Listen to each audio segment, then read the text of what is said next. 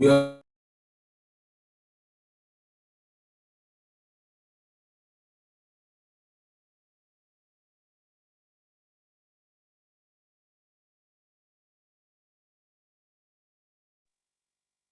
All right.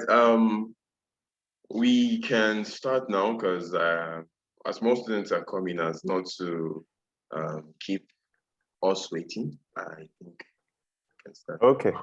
All right. Awesome. Cool. So let me just share my screen. Can you see my screen? Yes, sir, we can. All right.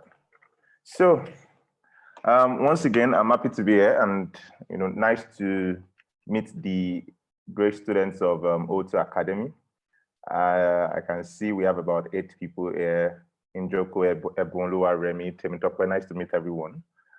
And before we kickstart, I'm just going to do a quick intro of myself. So who is Peter Ajegbomogun? It's okay if that surname is a little bit tricky to pronounce. Sometimes I find it hard to pronounce my surname myself. So yeah, who is Peter? And I like to refer to myself as an entrepreneur, a strategist, and a facilitator. And I think for me, the third part is perhaps the most important thing I do as a digital strategist or as a strategist myself, both internally at the agency and even when I'm working with brands. And of course, one of my side hobby would be training, and I actually do enjoy facilitating. And why is it the most important thing for me? One thing I've noticed is that for a lot of people that are trying to navigate the digital space, facilitation plays a more important role than upskilling. So when I say facilitation, it's more of helping people understand the digital landscape, helping them understand how they can leverage it and use it as a competitive advantage on the brand side. But of course, even on the professional side, helping people to learn the different skill sets that are necessary for you to be able to succeed in this space. So I see that in my day-to-day activities, a lot of what I do is facilitation. And even when we are pitching to clients, we have to first of all open their eyes to the possibility of digital and let them see the different ways they can take advantage of digital, really. So for me, that's probably like the most important thing I do as a digital strategist. But in terms of my experience, I'm co-founder at WebCoopers and Aptics. WebCoopers is a full-service consultancy agency, if you will, that offers creative strategy, digital marketing, and product innovation services to clients across different verticals.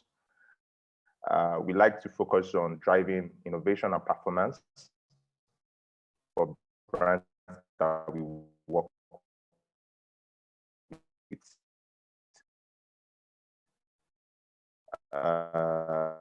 And of course, in terms of I have experience in marketing tech and marketing. So again, I try to stay away from the word. I believe nobody's an expert in everything. So I can use the word expertise, but I don't really expert in digital. I'm still learning every day. Really, and just to facilitate decision making on the brand side and internally. So that's really an overview of what I do. And Aptics is an edtech company that is building the future of learning. We offer technology trainings to both job seekers, business owners, corporate leaders in Nigeria, across Africa. So that's 2 businesses that I'm currently involved with, at least primarily. Out someone and say, yeah, what's up? Or let's have a conversation. But one thing I want to encourage us to do is, engage a lot, ask me questions. Let's have a discussion. I don't know it all, and I'm actually open to learn from you guys as well as we go through this session. So even if you are the shy type and you don't want to switch on your video, that's fine. Your audio is fine enough. And if you say you want to grace us with your fine face, I will also accept that. But feel free to drop questions that you have on the chat section, or even inputs or perspectives that you have as we move across the slide. and I will try to just touch up on each of them as I walk us through the slides. But of course, just generally, you guys be very open-minded, and let's have a very interesting session. So, in terms of what we're going to be looking at, I've tried to really see how I can. So one thing I have to give, first of all, a disclaimer would be, this is not a training session where I'm going to teach you how to do digital marketing. I believe you guys have gone through one of the best training institutions in Nigeria, O2 Academy. You've gone through their training programs, and I'm sure they've taught you a lot of things around digital, a lot of things around strategy, a lot of things around communications, creative, and all the aspects of advertising. So I don't feel I really need to come and be talking about tools or platforms. But what I'm hoping to achieve after this training is actually to unlock something in your mind, unlock a new kind of thinking in terms of how you see digital. So I'm trying to achieve, get you guys to have a mind shift in terms of how you see digital, because a lot of times what I've seen in the industry is people see digital as in a very specific way that is very communication focused. But at the end of this session, the learning outcome for me, for any of you guys, would be to have that mind shift and have a different mindset about how you approach digital. So really, that for me is the most important thing, because when you understand the fundamentals, you're going to be able to actually operate across the entire spectrum of digital transformation and not just digital marketing. But before we start, let's look at some trends. And I know this is something that we marketers like to do, especially when we're talking to brands. Let's look at trends. And again, it's a very important thing to look at trends. It's not like it's a bad thing, because of course, if you're trying to create solutions for brands, you need to look at both the microeconomic factors. You need to also look at the consumer trends. You have to look at your environment. You have to look at culture, really.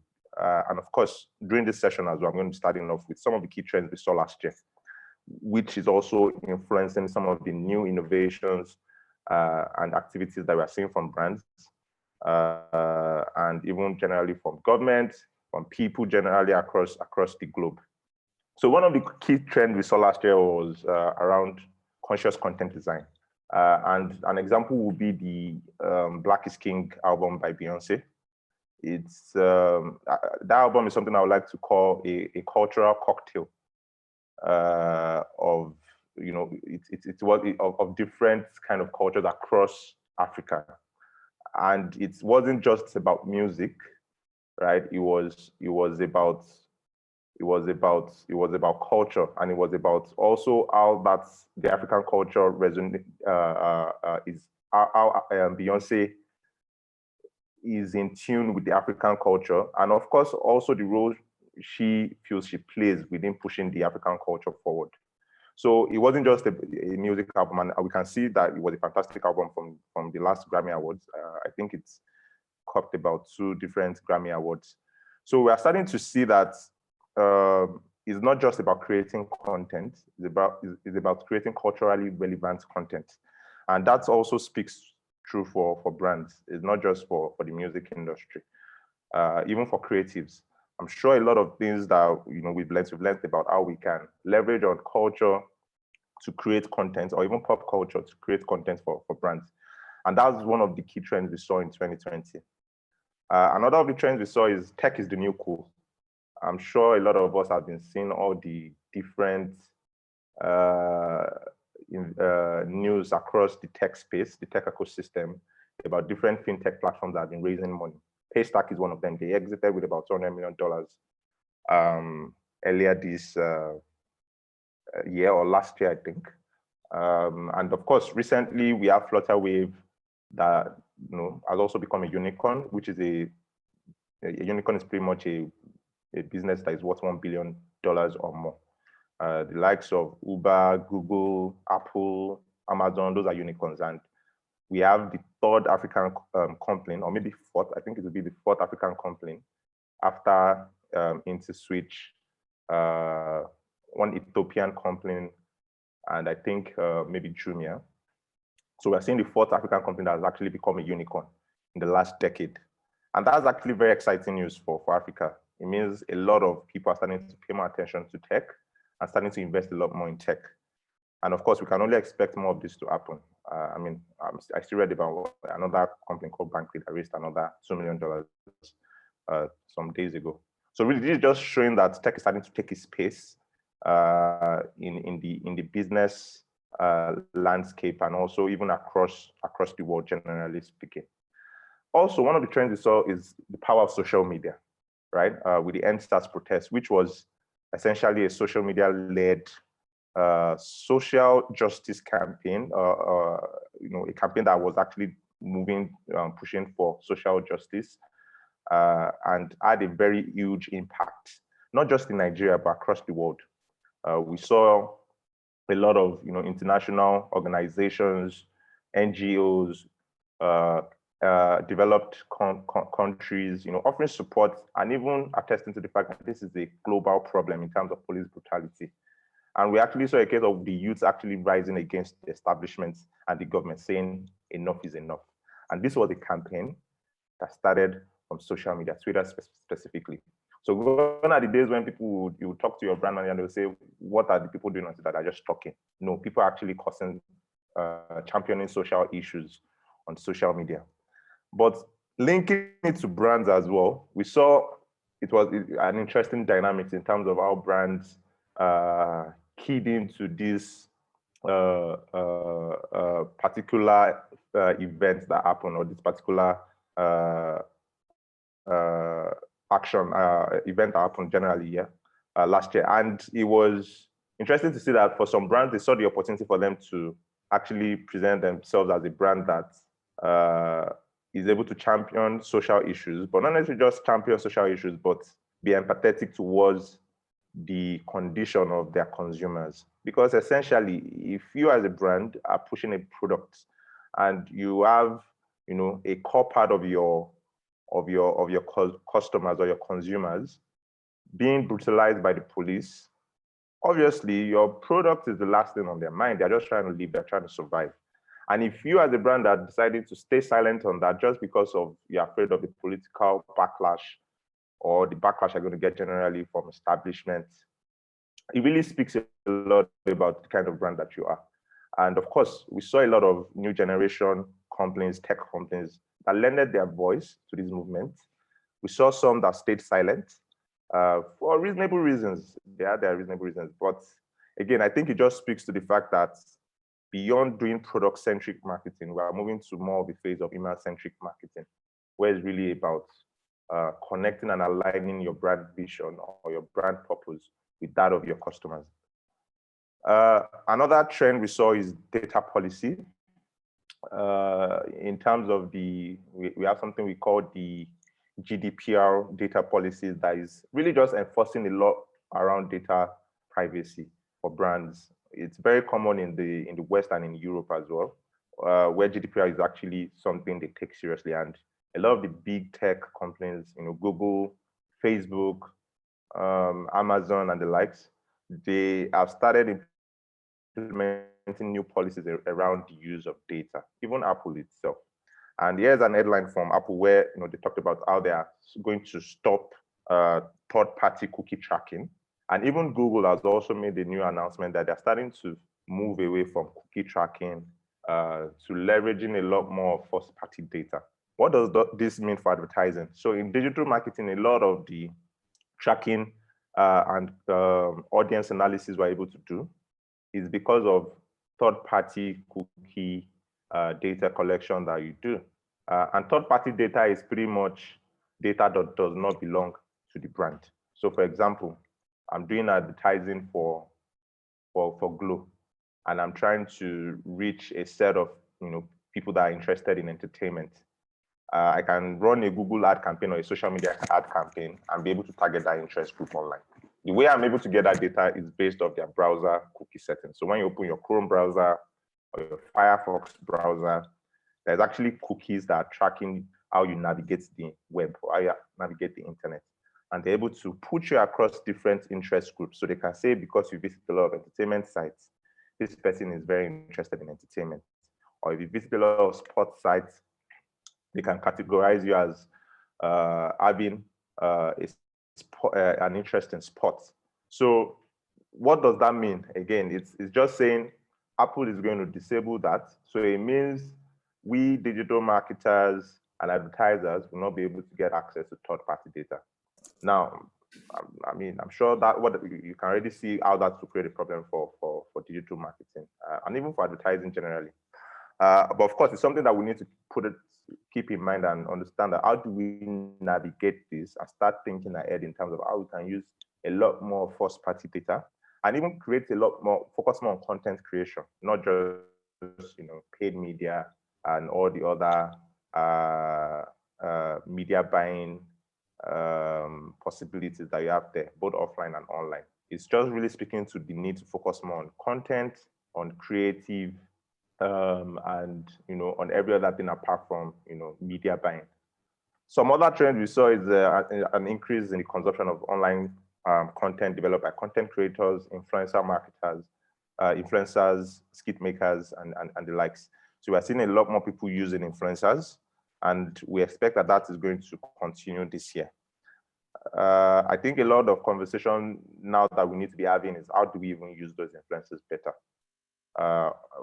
Brands are starting to see that beyond using celebrities and mega influencers, the real value comes from working with some of these upcoming influencers, the likes of Oli Ekun, the likes of Frank Donga, the likes of Morenike, the likes of, there are a lot of all these online influencers that you can work with that would actually give you a lot more value because people tend to relate with those kind of people more. Or like if you bring a Davido that that has never used an Infinix or a Techno phone in his life, and you are using him to market Techno phones, people are just going to see it as being untruthful and just you doing ads, which is not really going to resonate with your target audience. And of course, we can't forget the whole COVID-19 pandemic in itself. That was actually a huge factor to a lot of the trends that we are seeing now. It's almost like COVID-19 just fast-tracked digital innovation that was supposed to happen over the span of 10 years in 10 months, right? And that's actually been a very, very influential phenomenon that has affected the entire world. It has affected how we do business. It has affected how we advertise, and a lot of sectors, everything entirely was affected by COVID-19. One of the trends I would now see that kind of spiral out from that is the rise in video on demand streaming. We saw a lot more people, going on Netflix, a lot of people going on Hulu, Apple TV, and all these video streaming platforms. And even telcos are now starting to diversify to the VOD vertical. They're starting to see that there's an opportunity for them to capture more demand and even create more value for their customer base through video on demand streaming. Of course, we saw a lot of activities that were happening online. We had platforms that came up like Big Brother, and we had brands came to those platforms. Big Brother is kind of like the Super Bowl of Nigeria. And we're starting to see a lot more people, a lot of more brands, using Big Brother as an outlet for them to advertise to their target audience. Then e-learning as well. There's been a massive increase in online learning. We've seen a lot of schools that had to put education on hold just because, they are not able to go to class and just because of lockdown protocols generally. What this means is there is now a lot more need for educational sector to start thinking of how they can leverage e-learning to make sure that business continues as usual, at least till things go back to normal.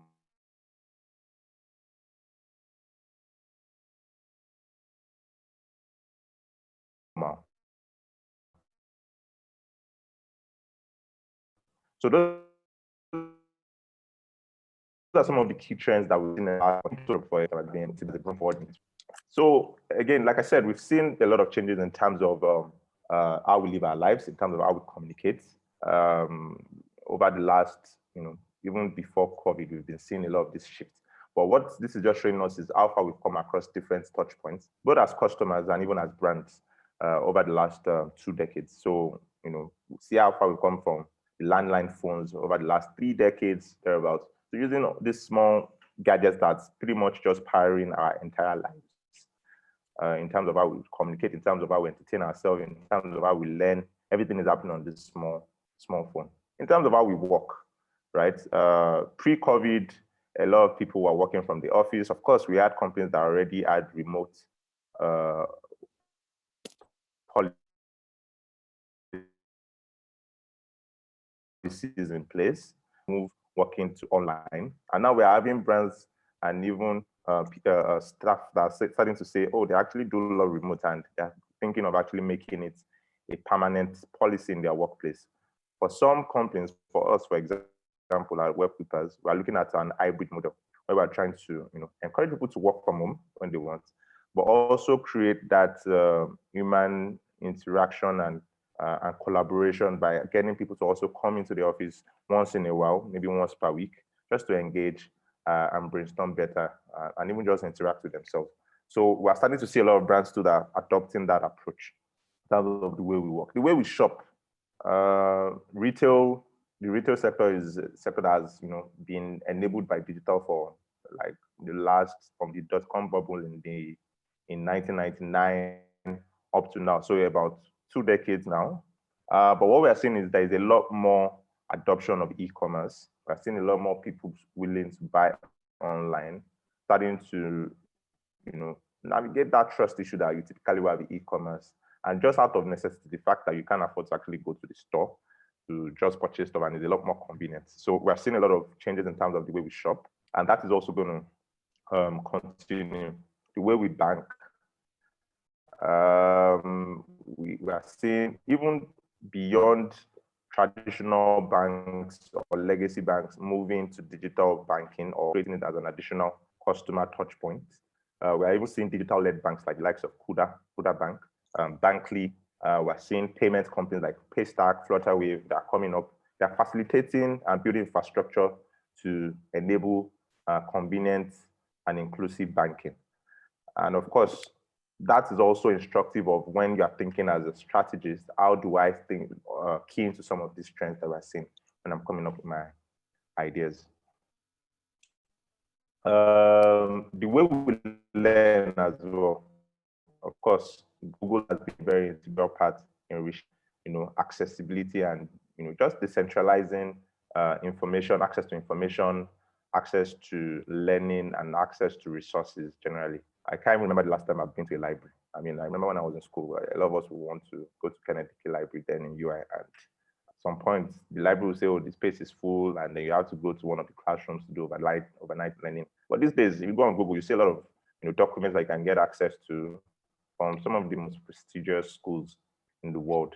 So that's actually the way we learn has evolved. And I'm sure you can think of other ways, even for advertising, from traditional advertising to digital marketing, from financial, from bank, from even in the financial services sector. We're seeing a shift from calling them financial banks or financial institutions to calling them fintechs. And that's how, technology is actually enabling people to live, more convenient and even more better lives, but more importantly, also changing the way brands do business. And those are some of the considerations we need to have as we are navigating the digital space. Now, this is an interesting one for me. If you look through this, 10 years ago, which of these jobs existed in the agency ecosystem or even in the advertising industry? I'm sure if I ask any of us who wants to, 10 years ago, who wants to become a programmatic buyer, you'd probably be like, what's that? But right now, we're starting to see new jobs coming up just with the evolution of technology itself. I myself, as Chief Digital Officer at Web Papers, it's a role that was genuinely created about just 10 years ago. And it's even still a role that I'm getting to learn a lot about, and which is actually what you see with a lot of roles across digital marketing.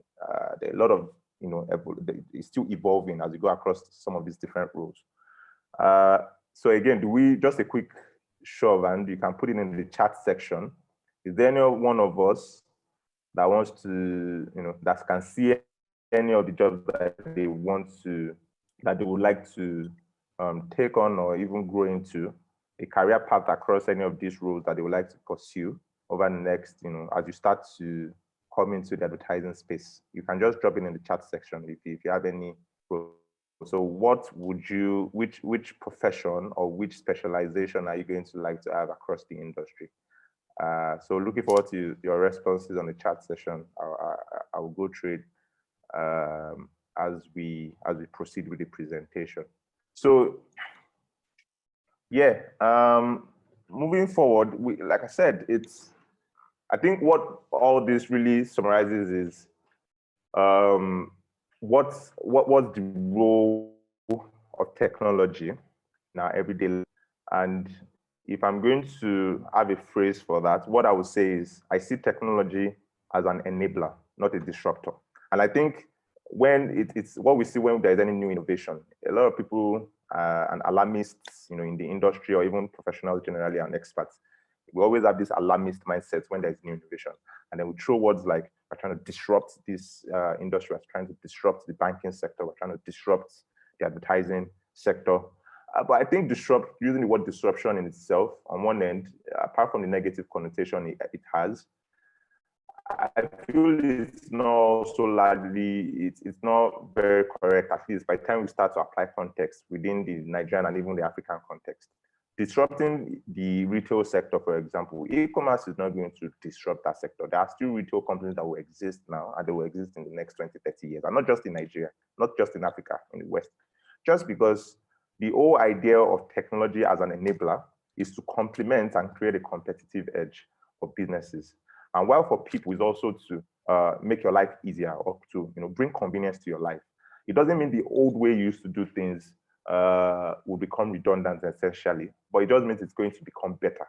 So it's more of like an hybrid, a blend of how can I ensure that bringing in tech to give me a competitive edge, but to also act as an enabler for my existing business processes or my existing business model. And I think that's the way we need to start thinking of digital, thinking of technology, not as a disruptor, but as an enabler. I see that some people have dropped something in the chat session. Thank you guys. So I see Ayomide saying he wants to become an experienced designer. Awesome. Experience design is something that we're starting to see a lot of brands adopt in terms of how do we create rich experiences for our customers, rich customer and brand experience across all the customer touch points. But also, how do we, look at how we can use tech to kind of just, mash up different creatives together and create something very, very unique and very interactive. So of course, we have a couple of other people too that are saying experience design. That's awesome. Nice. I think we need a lot more of that in the industry. We need a lot more experienced designers in the industry. I see someone saying they want to become a content manager, which is awesome. So looking at playing across the entire content landscape of within digital. So beyond social media, you're looking at email, you're looking at any kind of content that you might require across any of the assets that you're building for brands. So website, email, even up to blogging, video production, and everything around content creation. So I think that makes sense. Those are new rules that we're seeing that's springing up. And it's interesting to see that we have some people that are also thinking in that direction. So going to, the meat of the matter, and again, just kind of summarize what I was saying, technology is actually just changing the way we live. So we don't just go online these days, we actually live online. And that's what we are seeing in terms of what digital and technology has been, doing in our lives and even for businesses. It has actually changed the way we live our lives. So the next thing I'm trying to also get the others to see now is for you as a brand expert, what's your DNA? What's your makeup in terms of how you need to be thinking, but also the skill sets you need to have? And I say the word strategist DNA because I'm someone that tries to shy away from putting people in a box and saying, oh, this person is a digital strategist, you are a brand strategist. I think the new age strategist is someone that has an holistic perspective of how to use both legacy and traditional channels and digital channels, and even combine both mindsets and philosophies to create a plan or a strategy that actually achieves a brand purpose or a brand's marketing objective. So I would advise that as you're going into pursuing your career, do not see yourself as a digital strategist. It will be you putting yourself in a box, and it doesn't allow you to see the complete picture when you're trying to create solutions for brands. Digital strategy across the strategy value chain in itself is what we call downstream strategy. And when you're thinking just from the bottom approach, instead of thinking from the top-down approach, we are going to lose some things on the way. So from business strategy, we are going to break it down to marketing strategy. We are going to break it down to brands and products. We are going to break it down to product strategy. We are going to break it down to even within marketing strategy, you now go to marketing communications, and every other thing around marketing, sales. And it's important for you not to just be thinking of marketing communications and then think of digital as a channel under communications. I think we need to evolve. Even if you are starting off as a digital strategist, you need to evolve and think as a strategist. Think of how do I capture value across all the different plethora of opportunities that exist for me as a strategist. How do I take into consideration consumer trends? How do I take into consideration the culture? How do I take into consideration the macro and the microeconomic factors? Use different kind of frameworks analysis to be able to now nail down a direction. And digital is just one of them, or technology is just one of them. So it's important that we're thinking of ourselves as strategists. What's the new age strategist in terms of looking at the makeup of the strategist that is also able to leverage the opportunities and the advantages that digital provides and harness it to create value or a competitive edge for brands. And we're going to be looking at some of the 6 key considerations for you as a strategist. What should it be? What are the 6 considerations you need to have as a strategist? And so to speak, you can say the DNA makeup that you need to have as a strategist. I'm going to be talking about 6 of them. And the first one would be that you need to keep in mind. And in fact, if you don't take anything out from this lecture, this first thing is the most important. Digital is not a channel. It is a culture, right? And I'm going to repeat that. Digital is not a channel. It is a culture. And the reason why I'm emphasizing this part is I've been in meetings and conversations, with brand managers, with C-level executives, even with some of my staff members, people that you recruit sometimes. And when you're having conversations about digital, a lot of time, people are talking about digital marketing.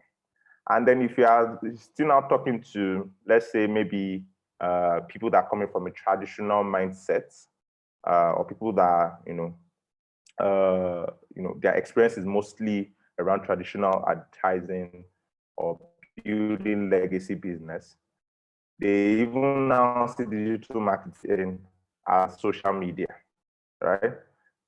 So it's very important that we correct that notion that digital is not a channel, it's a culture. And what is culture? Breaking down those words. Culture is a way of life, right? It's pretty much how you're living. And from what I've showed us in terms of trends, in terms of how digital has evolved in the last 2 decades, thereabouts, we can see, from my summary that I said, it's actually the way we live now. A lot of people, we are living online, right? I'm sure even right now, this entire lecture is being powered by technology, right? And we are able to do because we're on Zoom. The way you research, do everything, it's all culture. And if you start thinking of it as culture, it starts to open up your mind to the different possibilities of what you can do with digital, and not just as a communications channel.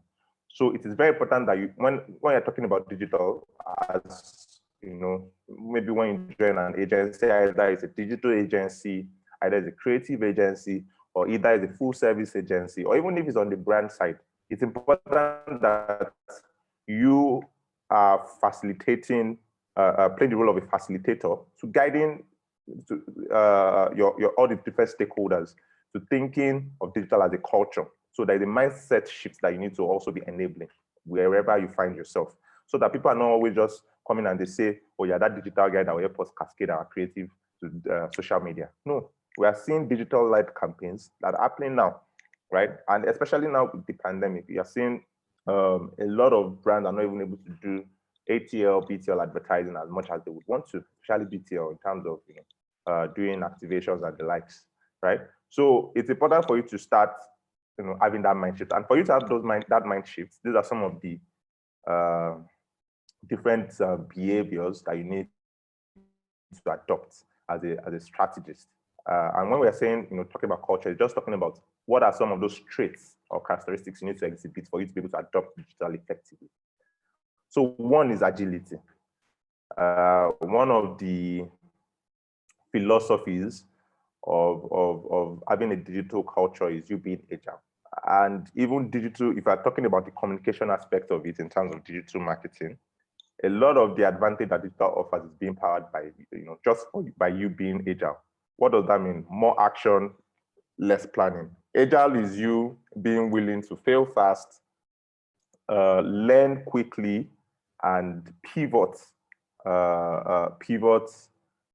fast. So not just you waiting for everything to be in order. And I know, coming from a traditional mindset, we always like, account planning. We like planning properly, making sure everything is set, and that is fine. There's room for planning, but you need to also understand that for some brands that you work with, you might not know all the parameters to make a decision, but at least you need to understand the fundamentals. What is the marketing objective?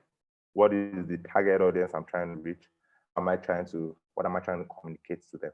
Once you understand where are they and how do I reach them there? Once you understand that fundamental, you're ready to launch.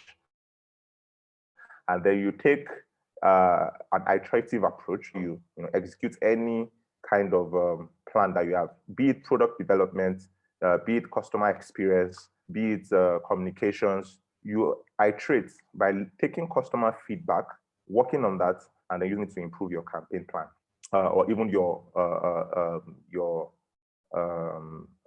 digital plan, generally speaking, beyond even communication. So agility is a very important trait for you to have. You need to be very fast at decision making, and you must also be able to take sometimes a short-term focus while working on a long-term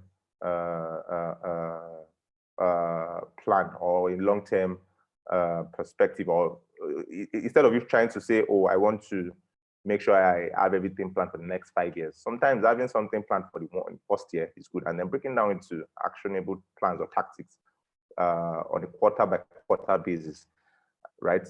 That actually would give you better results when you're taking a digital approach. So you really just being willing to launch fast and fail fast as well, but make sure that you're learning as you're launching. Also, you want to be customer-centric. I mean, this is super important. Of course, as a strategy, a lot of things you are dealing with is people. Either you're working for brands or, either you're doing, anything even for your agency. At the end of the day, it's people that you're talking to or that you're trying to work with. And if you're not taking feedback from those people, then it means you're just, throwing out caution in the wind and you're just winging it. You need to be led by customer feedback. And that's why in any kind of experience you're creating or touch point that you're trying to improve the experience, you need to be thinking about, how do I make sure I'm gathering feedback? So an example would be, if you're trying to create a website for a brand, let's say that I try to create a website for a bank, maybe like Zenith Bank. Even before you create that website, there are a lot of things that goes into place. User experience, research, customer research. You need to also do some A/B testing in terms of which design format resonates better with my target audience. But you can do all that pre-launch planning, and then you launch and you discover that your people are not engaging with your website. Yes, you can gather all the quantitative data, and you see that people are not engaging with your site.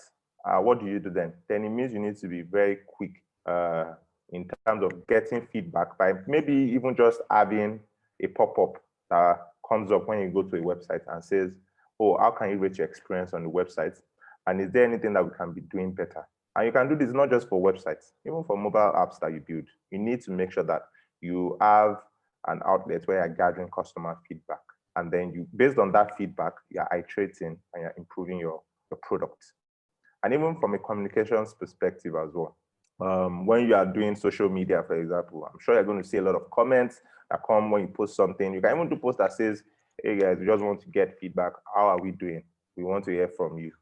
And you'll be surprised how many insights you're going to get from the feedback you're getting on social media. And this is the way we need to start seeing the different, these different touch points or digital channels, not just as a channel for us to communicate and push, do push marketing, but how can we also do pull marketing by getting feedback across some of these channels?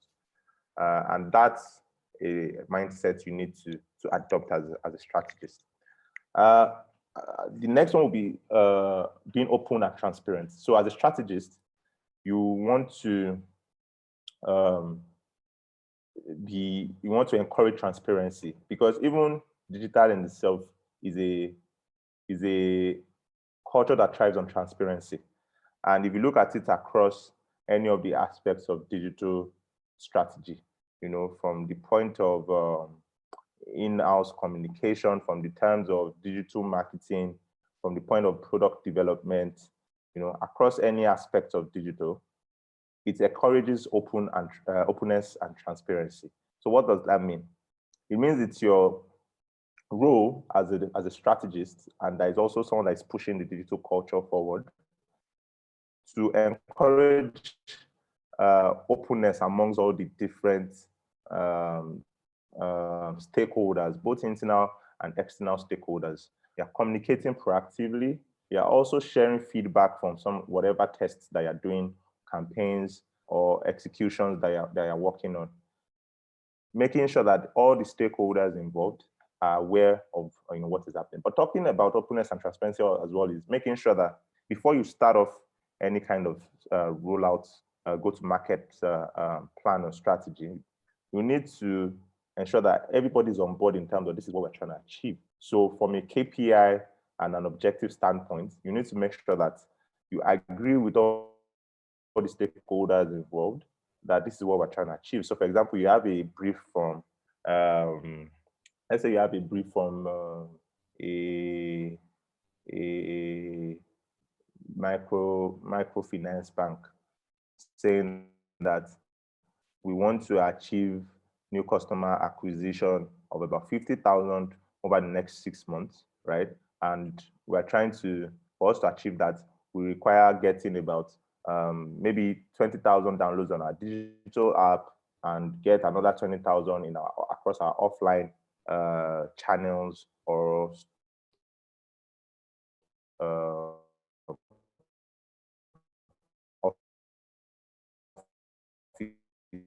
offices, or even from our on-ground agents, or also the different sales touch points that how different are into achieving the overall objective, but also even within the digital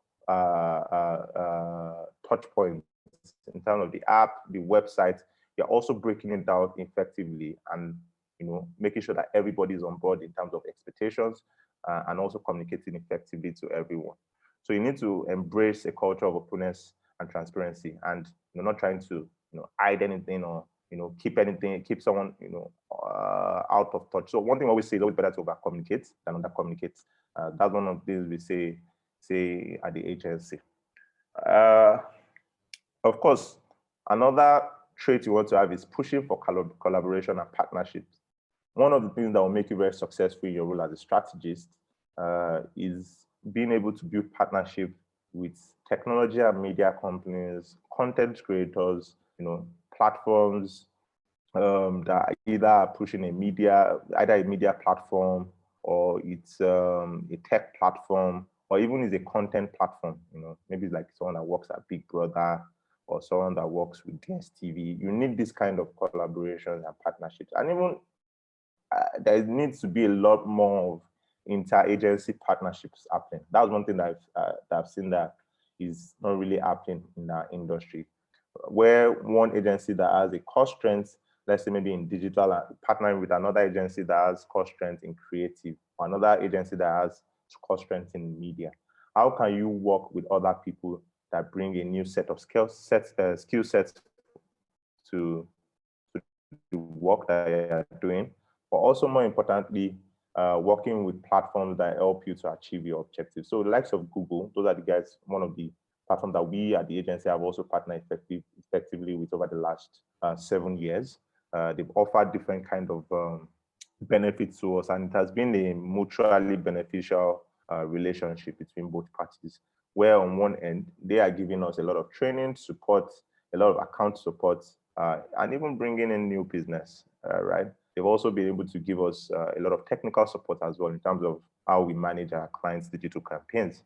We have a lot of them like that, Google, Eskimi, Facebook, Twitter, Instagram, all of them. So you want to make sure that you're partnering with these platforms, because these are the guys that will actually also help you in achieving your objectives.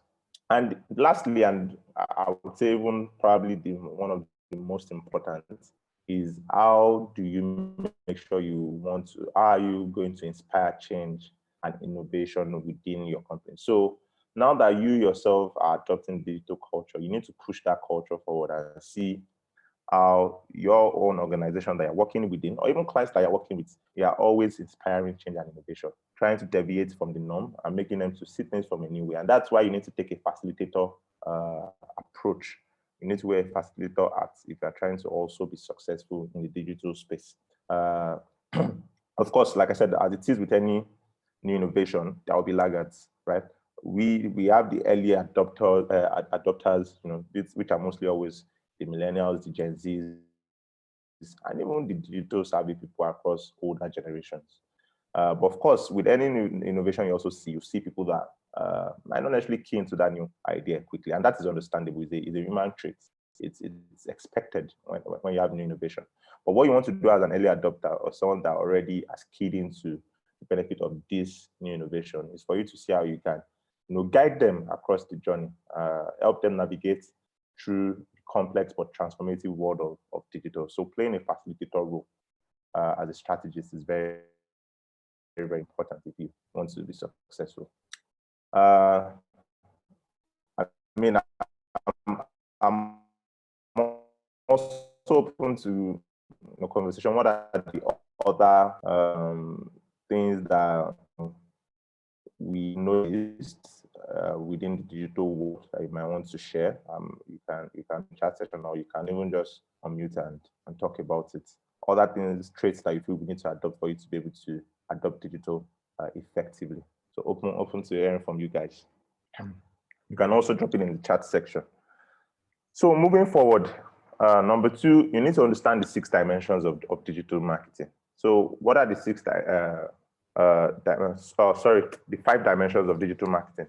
1 is in terms of attribution, asset and ad, audience, access, and automation. And I'm going to break down each of these different dimensions.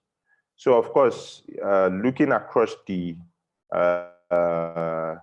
customer journey in terms of, you trying to move a customer down from the awareness phase down to conversion and even loyalty. These are some of the dimensions of digital you need to be cognizant of as you're crafting your digital strategy. Now, this is speaking more from a digital marketing perspective, right? It's one of the key parts that we're talking about, considering that you guys are brand experts and a lot of what you're doing is also in the advertising space. So the first one will be attribution. So before you start off any digital marketing plan, you need to be able to accurately measure and value customer touch points. So what does that mean? It means that if you have a brand you're working with, and let's take an example would be, let's use a Glow, for example, or we can use an MFB, microfinance bank, for example. Let's call the microfinance bank, let's say First Bank, or First Bank MFB.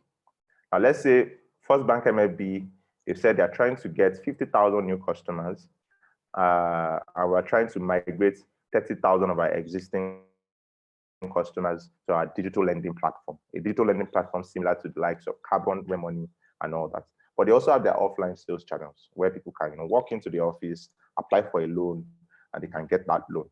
or they even have and they also have their foot soldiers that go to people's shops in the markets, go and meet artisans, low-income earners, small business owners, engage them and try to get them to get a loan. So those are different sales channels, right? And when you're doing your marketing strategy, you need to consider all those different channels. Now, what attribution is saying that before you start your campaign, you need to be able to take an omni-channel approach in terms of how you measure data across these touch points.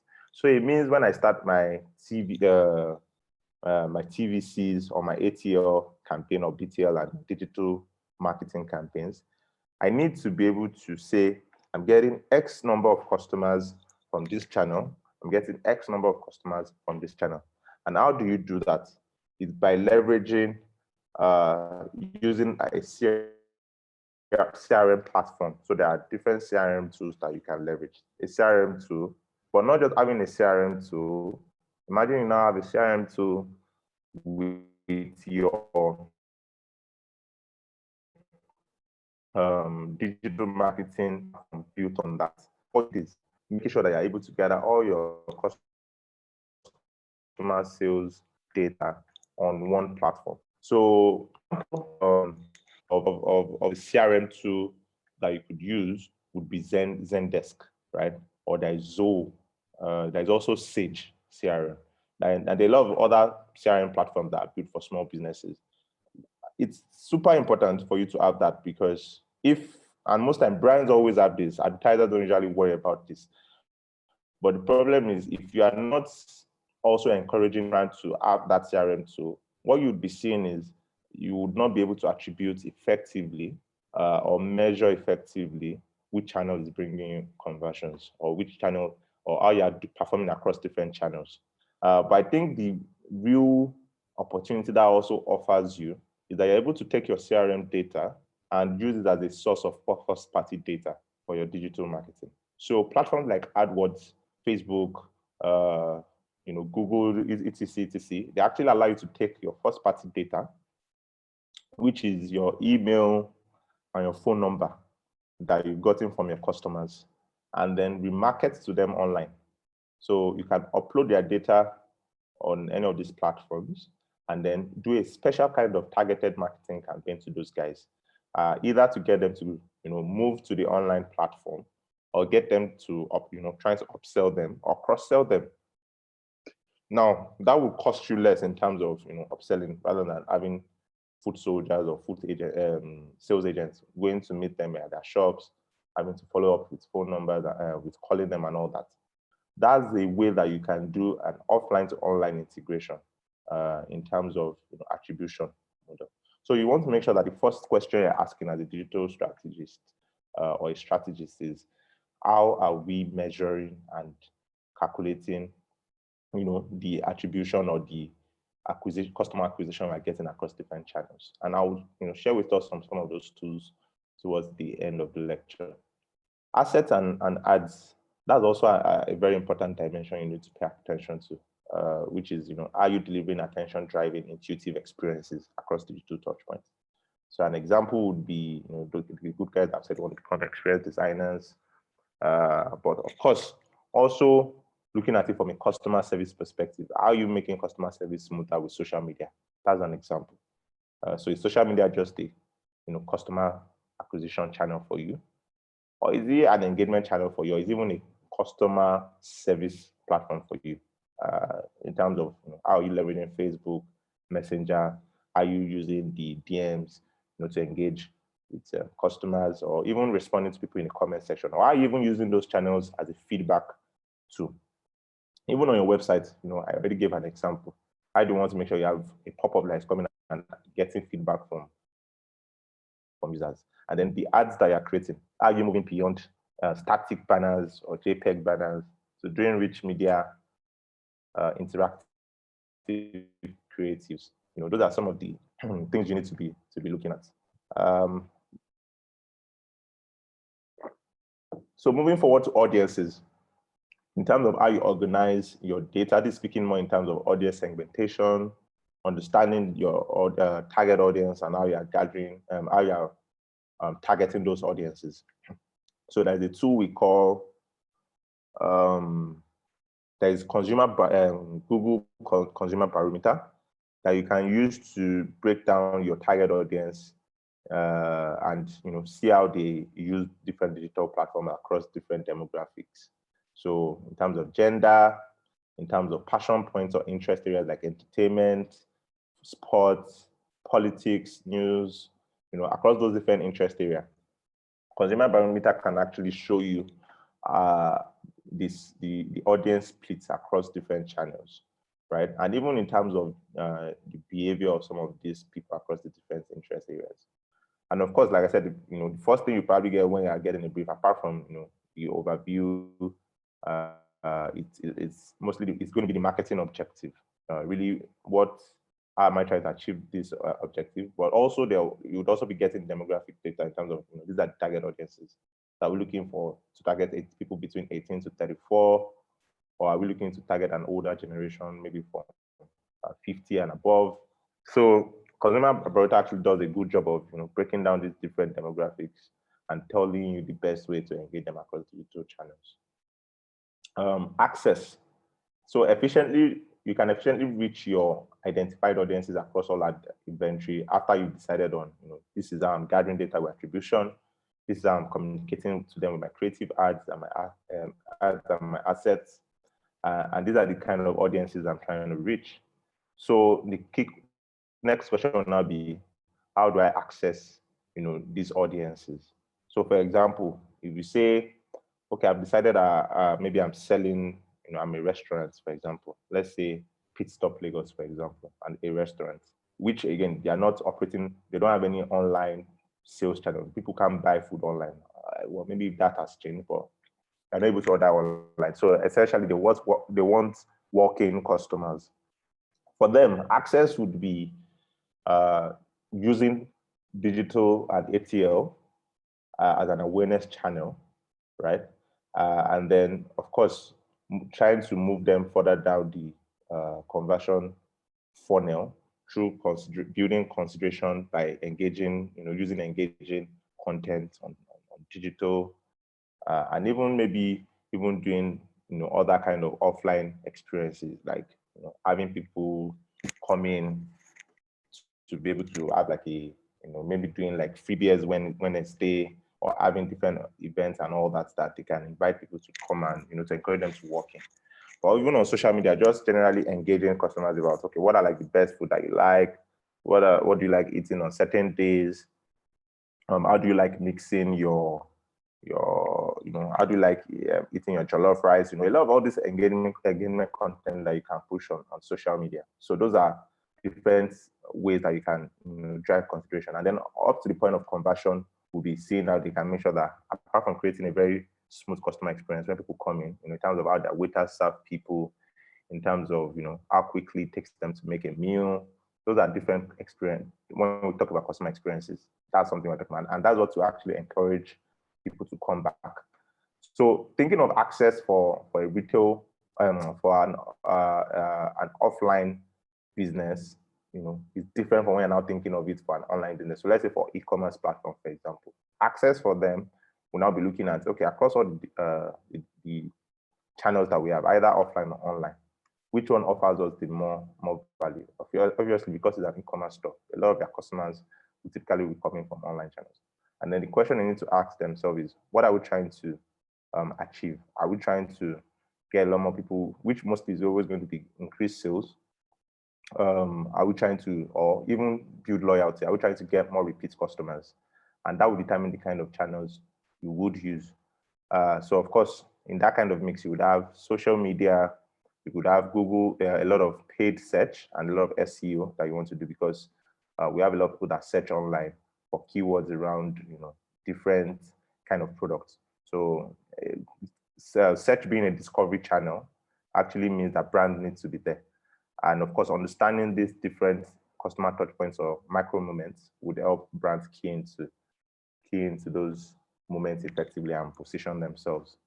Then automation, how are you optimizing your marketing operations to drive profitability and growth? So gone are the days where if you want to buy media online, you have to talk to Punch and then have an agreement with them and say, okay, I want to put my banner on your website for 1 month, and then they will send you an invoice. You send them their banner, and then you just assume that, okay, I'm getting traction from them. But the real question is there a way to actually make that better? And how are you sure that you're making sales from that punch banner? And I think this is where programmatic marketing comes into play. So if you look at programmatic, it's just an automated way for you to purchase media online. Automated being that you don't have to worry about even the best platforms to go and use. There are a lot of algorithms and data out there that, the likes programmatic platforms like Google, Facebook, ads, and the likes, they have, that allows them to be able to target the right audiences for you across any most of the websites that we have in Nigeria, or even depending on the target location that you're looking at. So leaning in a lot more into automation will actually help you, work smarter and even achieve better results. There are campaigns you can set up on Google AdWords that once you put the parameters like landing page, you put your keywords, you put your banners, and then they will just start optimizing for you. And then they give you feedback on these are some things you can do. And it's just like a one button, one click activation, and they adjust it for you. So that's leaning into automation. But of course, even looking at it from a customer experience standpoint, automation is also using chatbots. So for example, we did something for Muka last year. We built a chatbot for them on their Facebook page. And one thing we noticed that, a lot of the customer requests they always get and inquiries, they're always tailored around specific repeated things that you can actually automate, which was primarily around how much is this particular mattress. So when we do a post, we notice that someone will come and ask, how much is this? Or if they're not asking, that they're asking, the bed I'm using is not currently working for me. Which bed is the best? Which mattress is the best one for my body type or for my size? You can have orthopedic mattress for the older generation, or even semi-orthopedic for people that have back pain issues. But for people that are trying to, considering costs, you can have a more affordable mattress. But a lot of them didn't know this, and they always kept asking questions. And what this caused was, it caused a lot of drain on the customer service department. And we felt like, how can we bring in automation to improve that process and increase their response rate and response time on Facebook? So we built a chatbot using Facebook chatbot API. And we're able to construct some of those frequently asked questions that they have and put them into an automated Q&A format, where if you type in hello on Facebook, it's asks you, it kind of guides your responses and says, okay, what are you trying to get feedback on? Or you can even just type your own inquiry. So for example, you say, how much is the mattress? It's automatically responds to you and shows the price list of the different mattresses. Or if you can even just say which particular mattress are you looking for. So if I say I'm looking for the Muka Flora, it shows you the Muka Flora and it shows you the price. So really just bringing automation into customer experience. And it's part of why, as strategists, you need to be thinking beyond communications in terms of how you can leverage digital. That was one way of how we were able to improve customer experience using automation. So as a strategist, a lot of what you're going to be doing is, apart from doing research and also coming up with big ideas and the likes, you want to also play a facilitator role. And that's why I said, one of my own key jobs or key roles as a chief digital officer is playing the role of a facilitator. And one tool that has actually helped me to set the tone of the conversations that I have with brands is the digital maturity benchmark tool from Google. So they built this platform in partnership with BCG. And you can, of course, just click on the link here. I'll drop it in the chat section now. And it asks you a couple of questions. The way the platform works, it asks you a couple of questions, and then it shows you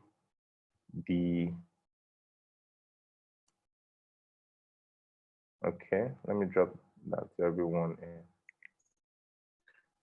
It shows you the level that your brand is across the digital maturity benchmark. I'm not going to really talk too much about this. I think I'll visit it and just use it. But we have 4 different skills across different stages across the digital maturity scale. from nascent or to emerging to connected and multi-moment.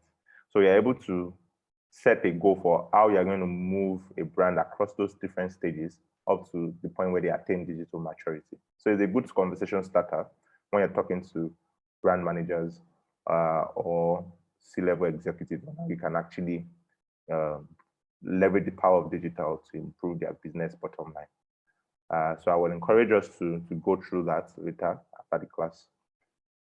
Any questions so far? I think I've been talking okay, I think I saw on there. So do we have any questions so far? I'm surprised that we don't have questions yet. Or do you want us to, should I select some people? Should I call names? All right, so it seems that we have no question. So I'll move forward. So practicing data-driven marketing, or practice data-driven marketing rather. As a strategist, you want to be data-led, and I'm sure this is something that has been impressed on us throughout our training with O2. How do you make sure that you are being led by data? And okay, let me just present this.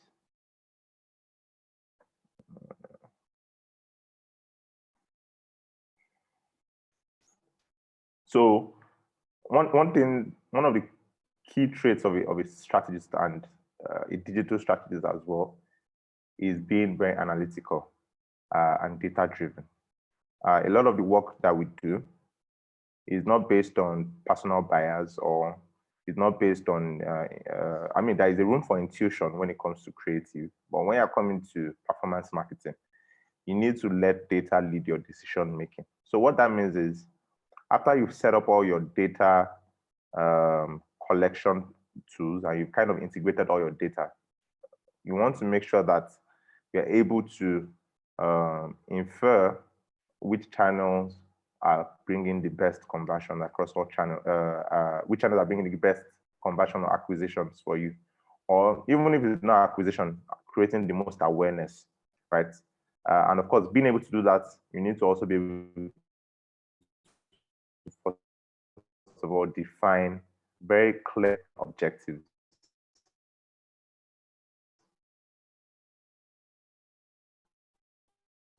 So after that, you can have to drive customer acquisition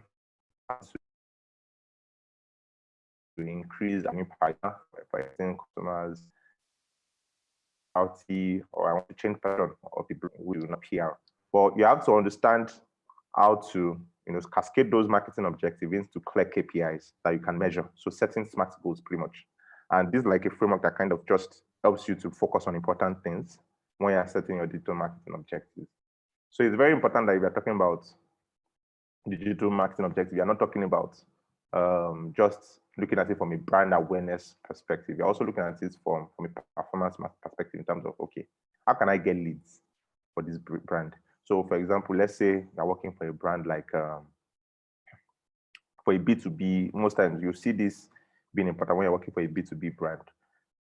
Because for them, it's not necessarily always about, getting new customers. It's more of a direct marketing approach that is required, and is getting leads because they don't expect that you get conversion. So let's say, for example, Allergen Security. You're working for Allergen Security, and as you can imagine, Allergen Security, what they offer is mostly business is a B2B product. They provide security services for businesses. So from the Allergen Security, you see at the gates, manning the gates at different companies, they are responsible for that. For the security bands that banks use to move money from point A to point B, they're responsible for that. So if you're trying to create a digital marketing objective for those kind of guys, you're not going to come and say online sales, purchases, or subscriptions, or anything. You're not going to make any sales that way. No brand will see, they won't see the Allergen Security ad that you've done, and then they will come and say, okay, sign me up for it. No, there is a lot of conversation that goes on in between awareness and converting that client, right? And that's you having an understanding of that entire process and where you can now plug in digital. Digital will not solve everything, but it can, give you enable some certain steps. So using allogeneic security as an example, a typical scenario would be you do a TVC, or maybe you do a video ad, or you use or you do search banners. Now, from the point of a customer or a potential customer seeing that ad to the point of conversion, there are some things you need to plug in there. So I see the ad, I go to the website, maybe as a business owner or as someone that works within the business unit of a brand. And I say, okay, I'm interested in this product. The best thing to be looking at there is lead generation. How do I get as much contact as possible so that I can now have my sales agents? You see that this is moving away from a marketing function to a sales function. But what marketing is helping sales to do here is get leads. That's your own KPI. It would be wrong for you to now go there and tell Allogene that I'll promise you sales, right? And the reason why you don't want to do that or shoot yourself in the foot is you are not in control of the entire business touch points. So from marketing to sales, there are other touch points that you don't have control over, even the product itself. So a lot of all those around customer experience might have to fall on the brand side, even if, except you are being engaged as a digital transformation expert and it's not just marketing you're focused on. But you need to understand how those roles tie into your marketing how the different objectives tie into your digital marketing objectives, and then focus on driving those numbers. So how do I get you more calls? How do I get you more contact form completions? How do I make sure that on your website you have a lead form that says, okay, very interested, reach out to us via this contact or fill this form? How do you want to make sure that they have that on their website? How do you want to make sure that you're gathering numbers using search, click-to-call ads? So on search ads, there's a way you can put phone number on the search ads, or there's a way you can even collect leads via search ads, whereby if someone was to see a search ad, they can put in their phone number for you to get in touch with them, or their email. So those are the things you will focus on digital marketing. Offline sales, if you are saying, okay, I want to drive in-store visits or appointment signups, how do I make sure that I have a appointment calendar that I'm scheduling that says, okay, I can schedule appointments to walk in and have a conversation with one of our account managers. So you need to be able to apply context as you're setting your KPIs across any of the marketing objectives. If you're trying to drive app or mobile growth, this is where digital marketing is very good for. Drive installs and engagement. You have tools that you can use, that will drive app downloads and installs for you. So really just making sure that you're very clear on those objectives, and then you're getting data to improve your marketing.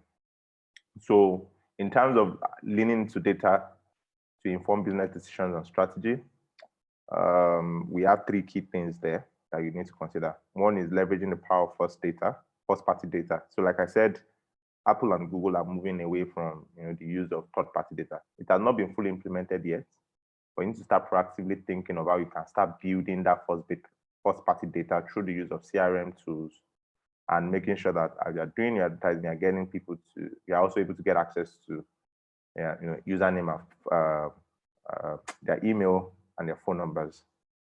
And then consolidate all your media. You want to make sure that you have an analytics tool, for example, Google Analytics. That's one thing we use in-house, that is able to gather, give you unifying insight across multiple platforms and devices, and give you a more complete view of the customer journey. So Google Analytics is able to help you see, at what point did the customer engage with my ad? So for example, if it's from social media, that was the first engagement they had, up to the point of seeing a search ad. And then from the search ad, they came to your website, and then they signed up on your platform. Google Analytics is able to show you that entire picture. And for you to get that entire picture, you need to first of all make sure that you connect it to all those platforms. And not even just for online customer touchpoints. So let's say, for example, a Konga, which purchased that was purchased by Udala, right? That has both online and offline touchpoints. For them, they want to make sure they're tracking both online and offline sales channels. And there is a way Google Analytics can also do that. So it can plug into your CRM data and be able to, say that, oh, this person came from from this online channel, depending on the records that your sales agents have kept in the CRM too. So as they're engaging, the question, a critical question that they can ask is, how did you hear about us? And then they impute it in CRM data. And then analytics is able to take that and show that, oh, you ran a digital campaign between this period. This person saw this ad this period, that they can attribute that conversion to that platform, the offline conversion to the digital campaign, right? Also, we've seen that analytics and radio, digital and radio, is a very good combination. So, radio is still one of the most ubiquitous ATL channels that we have in Nigeria. A lot of people still listen to radio, get anything that anybody says, and it's a very effective platform for you to, reach a wide range of audiences. When you're trying to do mass marketing, it allows you to be able to reach a lot of people, especially in underserved communities, rural areas, and the likes. But one interesting thing we've seen is there's always, like, when you do radio campaigns, we've seen a spike in website data, or even, which also correlates to conversion data and sales data, depending on the platform. It's either his websites or apps. We see a direct correlation. So it's a case of when we have maybe a radio campaign that we run like 7 a.m. during drive time hour, we see on analytics end a spike in traffic. And that spike in traffic, you can look at the difference between your average daily traffic and conversions and do like just a simple subtraction. It gives you an idea of the percentage lifts, and we've seen up to 10% lift in terms of conversion. So when I run a radio campaign, I see direct 10% impact on my website also transactions. So those are ways that you can start leaning into data to make decisions and say, okay, I ran a campaign on radio on Beat FM, 8 a.m. I saw 10% lift. I ran another one the next day, or 2 days later, on Redeem FM. I saw a 2% lift. That starts to inform your decision in terms of, okay, where should I put in a lot of my money on radio? And this is actually data with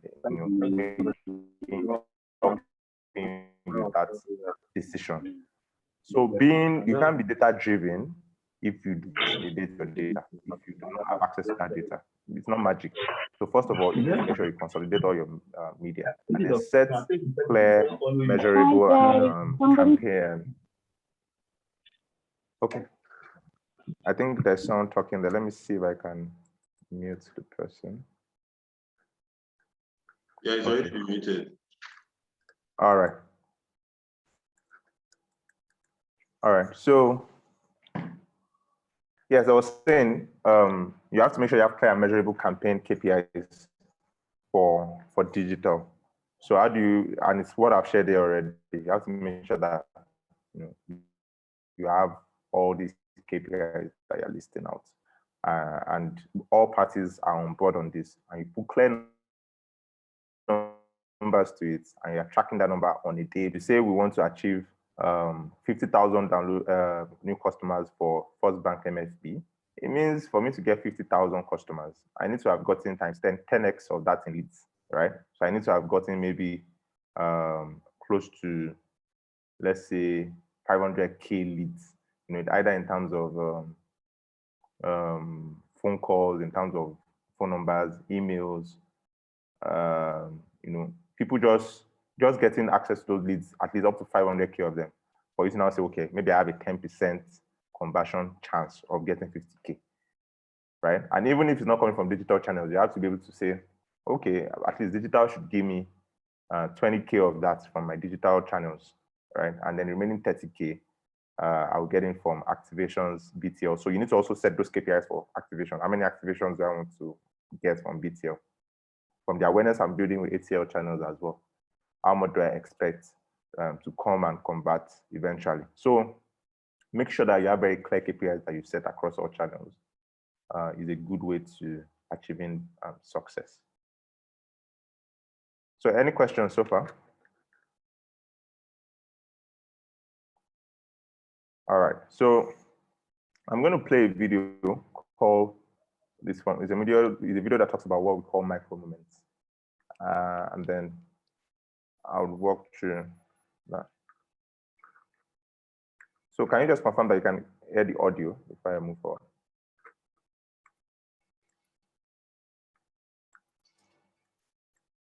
Can we hear the audio?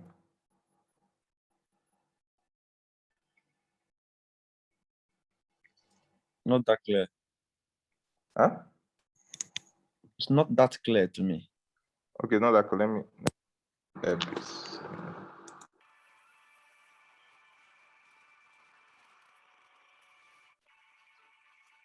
Can you hear it now?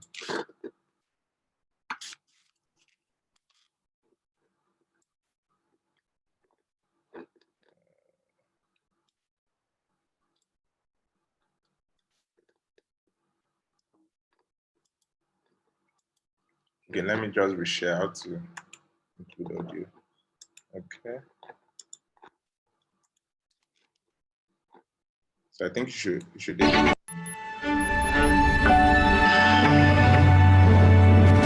it's better. I hear it better.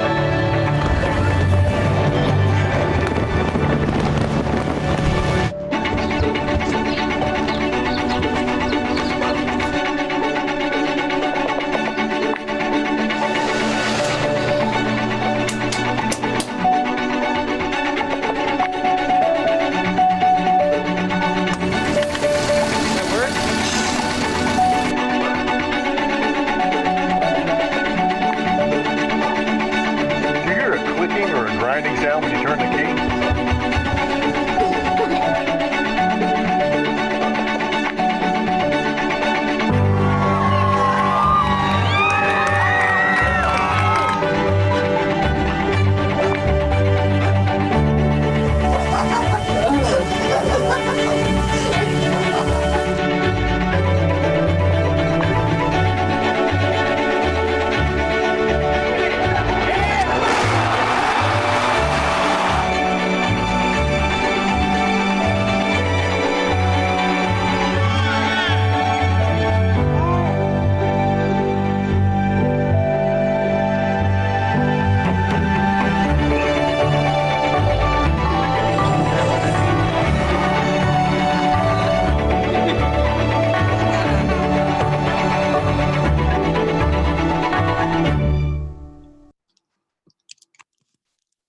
Yes, so micro moments, that is the new battleground for brands. And what this is just talking about is, as marketers, we need to see, not be talking about channels anymore, but be talking about moments. And what that really helps you to do is to look at it from a lifestyle perspective in terms of the people I'm trying to reach are still everyday people. There are people like me and you, right?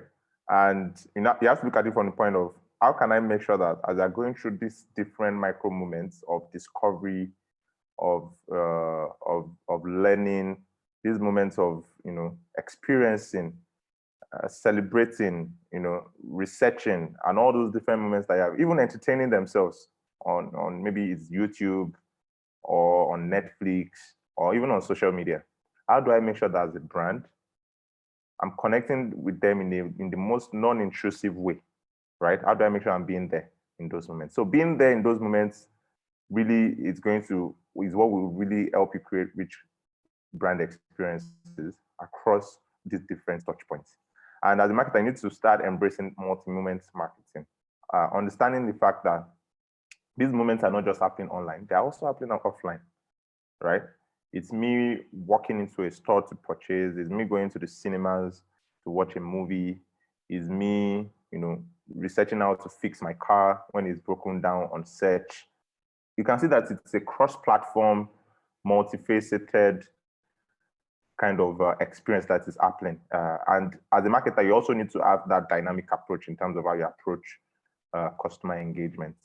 And that is the whole concept of micro moments. And of course, Google did this video based on the products that they have in their ecosystem, from search, helping you to discover new ways to do things or learn, to YouTube, to learning how to, wear Pampers, which, to be honest, I was also in that situation one time when I had to go on YouTube to learn how to wear Pampers for my nephew. It was quite the experience. And just a very practical example of how brands came into micro moments is this example I'm telling you. So I was supposed to take care of my nephew for the entire day. My sister dropped him with me.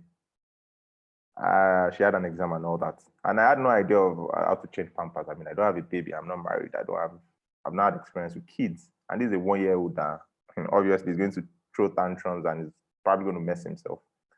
So, and as God will have it, 1 hour into me just, playing with the child and taking care of the baby, baby started behaving somehow and, getting very uncomfortable and fidgety and restless. And my sister already told him that once baby starts doing that, then it's very likely that they've shut their pants or something, or they wet themselves. And in my mind, I was like, oh shit, I'm in trouble. And I had absolutely no idea of how to change the Pampers. Of course, she left all the things with me. And she just gave me a quick summary, but it's a different experience while you're actually in the heat of the moment. So what did I do? First thing, right in my sitting room here, I opened on my TV. I went on YouTube and I checked for how to change diapers. Right? At that particular moment, I was in a moment of need. That was my discovery moment. And I wasn't thinking of a brand then. I just knew that I had a baby in front of me that shat his pants and I need to change his diapers. And I just needed to learn how to. And I went to YouTube, searched how to change diapers. The first 3 results I saw, or how to change diapers, were from Pampers. And that's even a different conversation of how Pampers has become synonymous to diapers. It's a lot of, in terms of brand affinity, top of mind awareness. They've been able to get to that point where you're interchanging them. It's like saying Close Up is, or Maclean's is toothpaste. When you say I want to buy Maclean's or Close Up, and it's the brand name that you're using as a descriptor. So the first 3 results I saw was Pampers.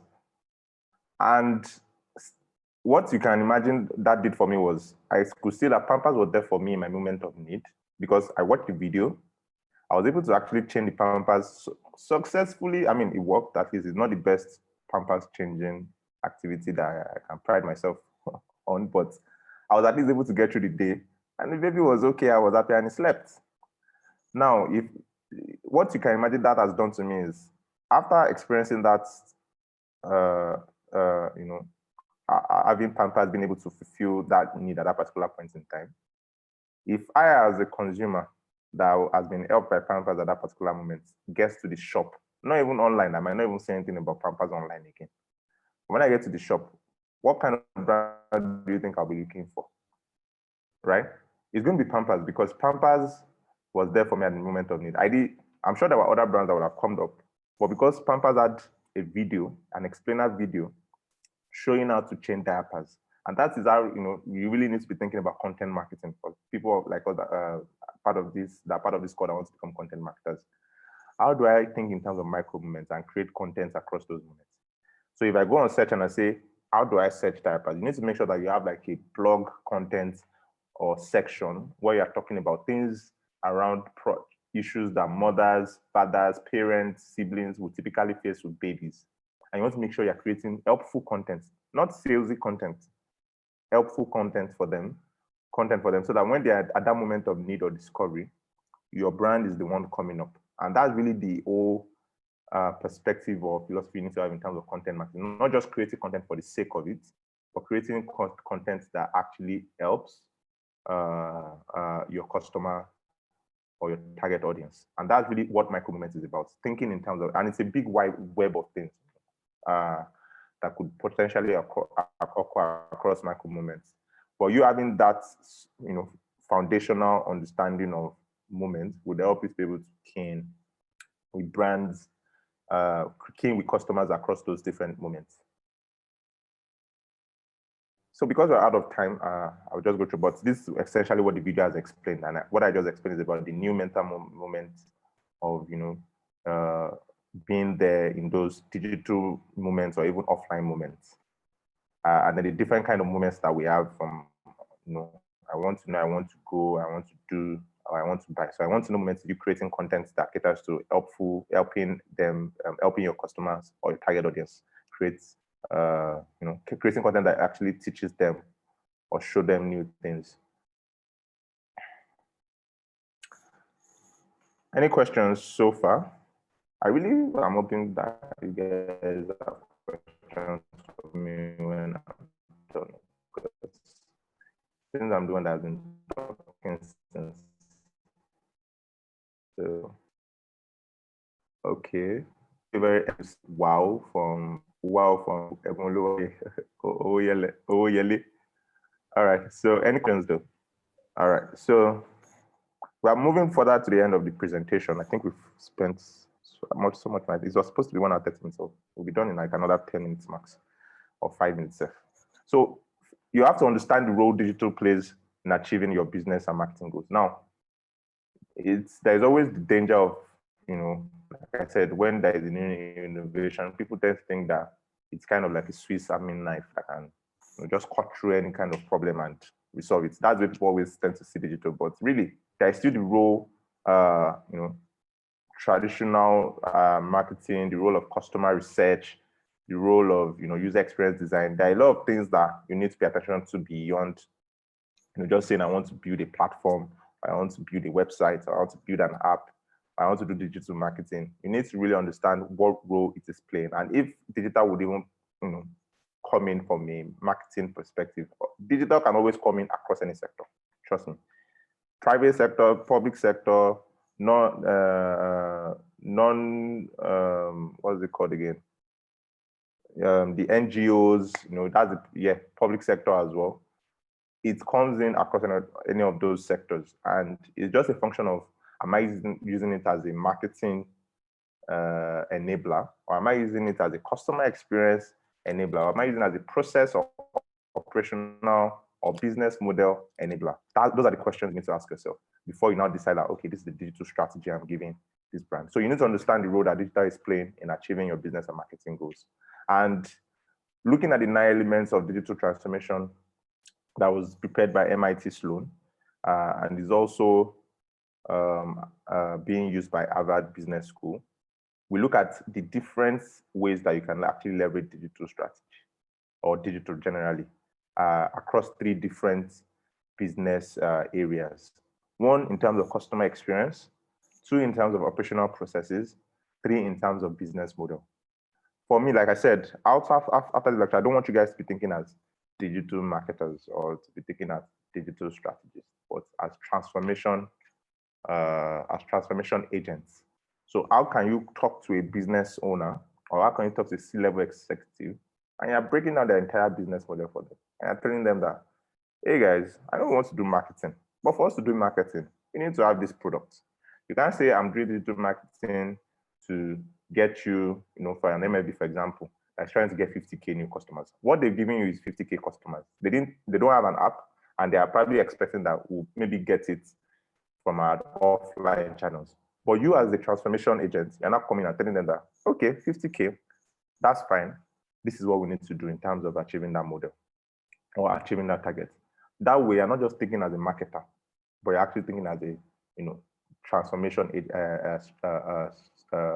agent, or as a business transformation strategist, right? So you are coming and telling them, okay, we need to look at the customer experience in terms of understanding your customers.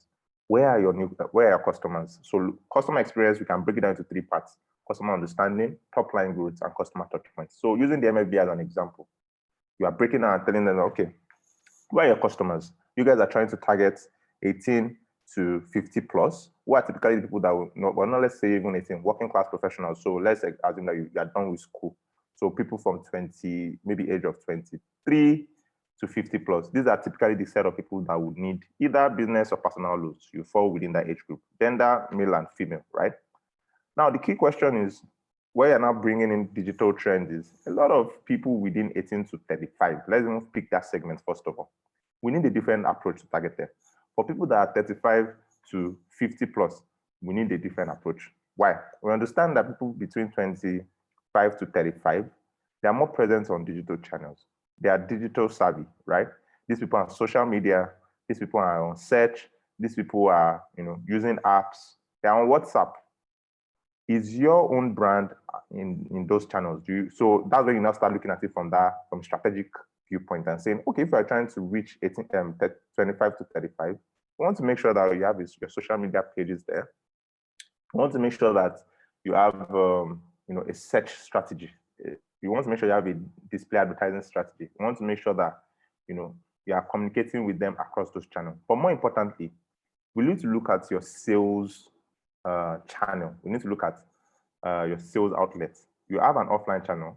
I'm not likely as someone that is maybe in my 20s, mid-20s, that is trying to get a loan, where I have options like Crm Money, I have Carbon, I have Page Financials, right? That will give me a loan on their app or their website without me having to come to their office.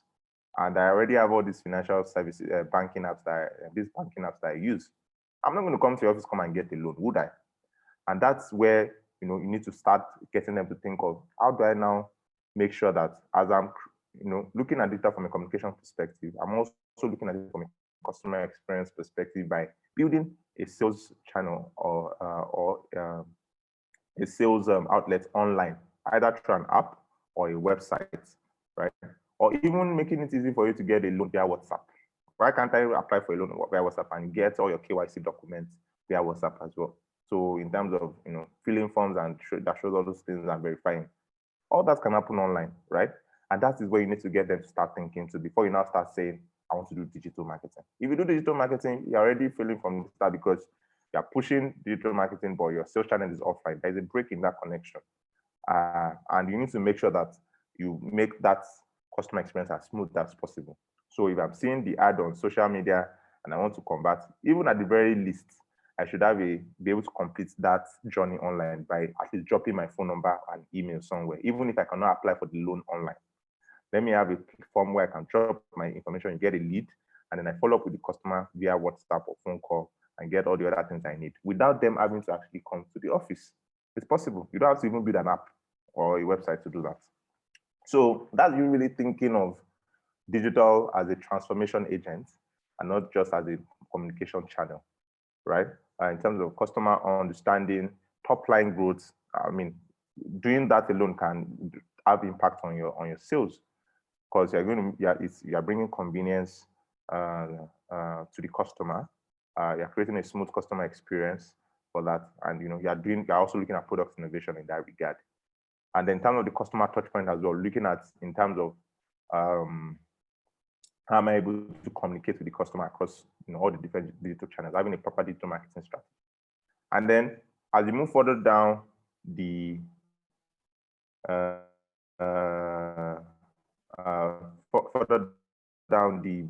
business segments, you look at operational processes. Are they digitizing their processes? Worker enablement. Are they communicating? Are they enabling their on-ground agents with digital? So an example could be when they go and engage a market woman to come and collect loans.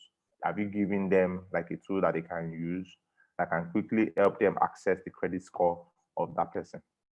And those tools are available. And NIBS already has an API that allows you to check the credit worthiness of anybody. So imagine that against someone, say, well, this person has potential. Or even being able to have like a CRM tool that allows your sales agents to be able to record properly the customers that they're engaging. So yeah, so that's what you need to think of. So I can see a question from Quadri. He said, for instance, Pampers is the brand that comes up when one search for diaper. Exactly. And then what if I'm trying to create same for another new brand? How is it possible to compete with a big brand that already owns that space? Is it possible to make a new brand come up ahead of Pampers when consumers search for diaper? Very, very good question, Quadri. So there are two ways you typically would have to achieve this if you're trying to push a new brand into the market to be known for a certain keyword. So using the Pampers diaper example, let's say you have a new diaper called, let's call it Bamboo. Let's call it Bamboo, for lack of a better word. Bamboo. And Bamboo is trying to own that come and capture some market share from the diaper sector or the diaper vertical, right?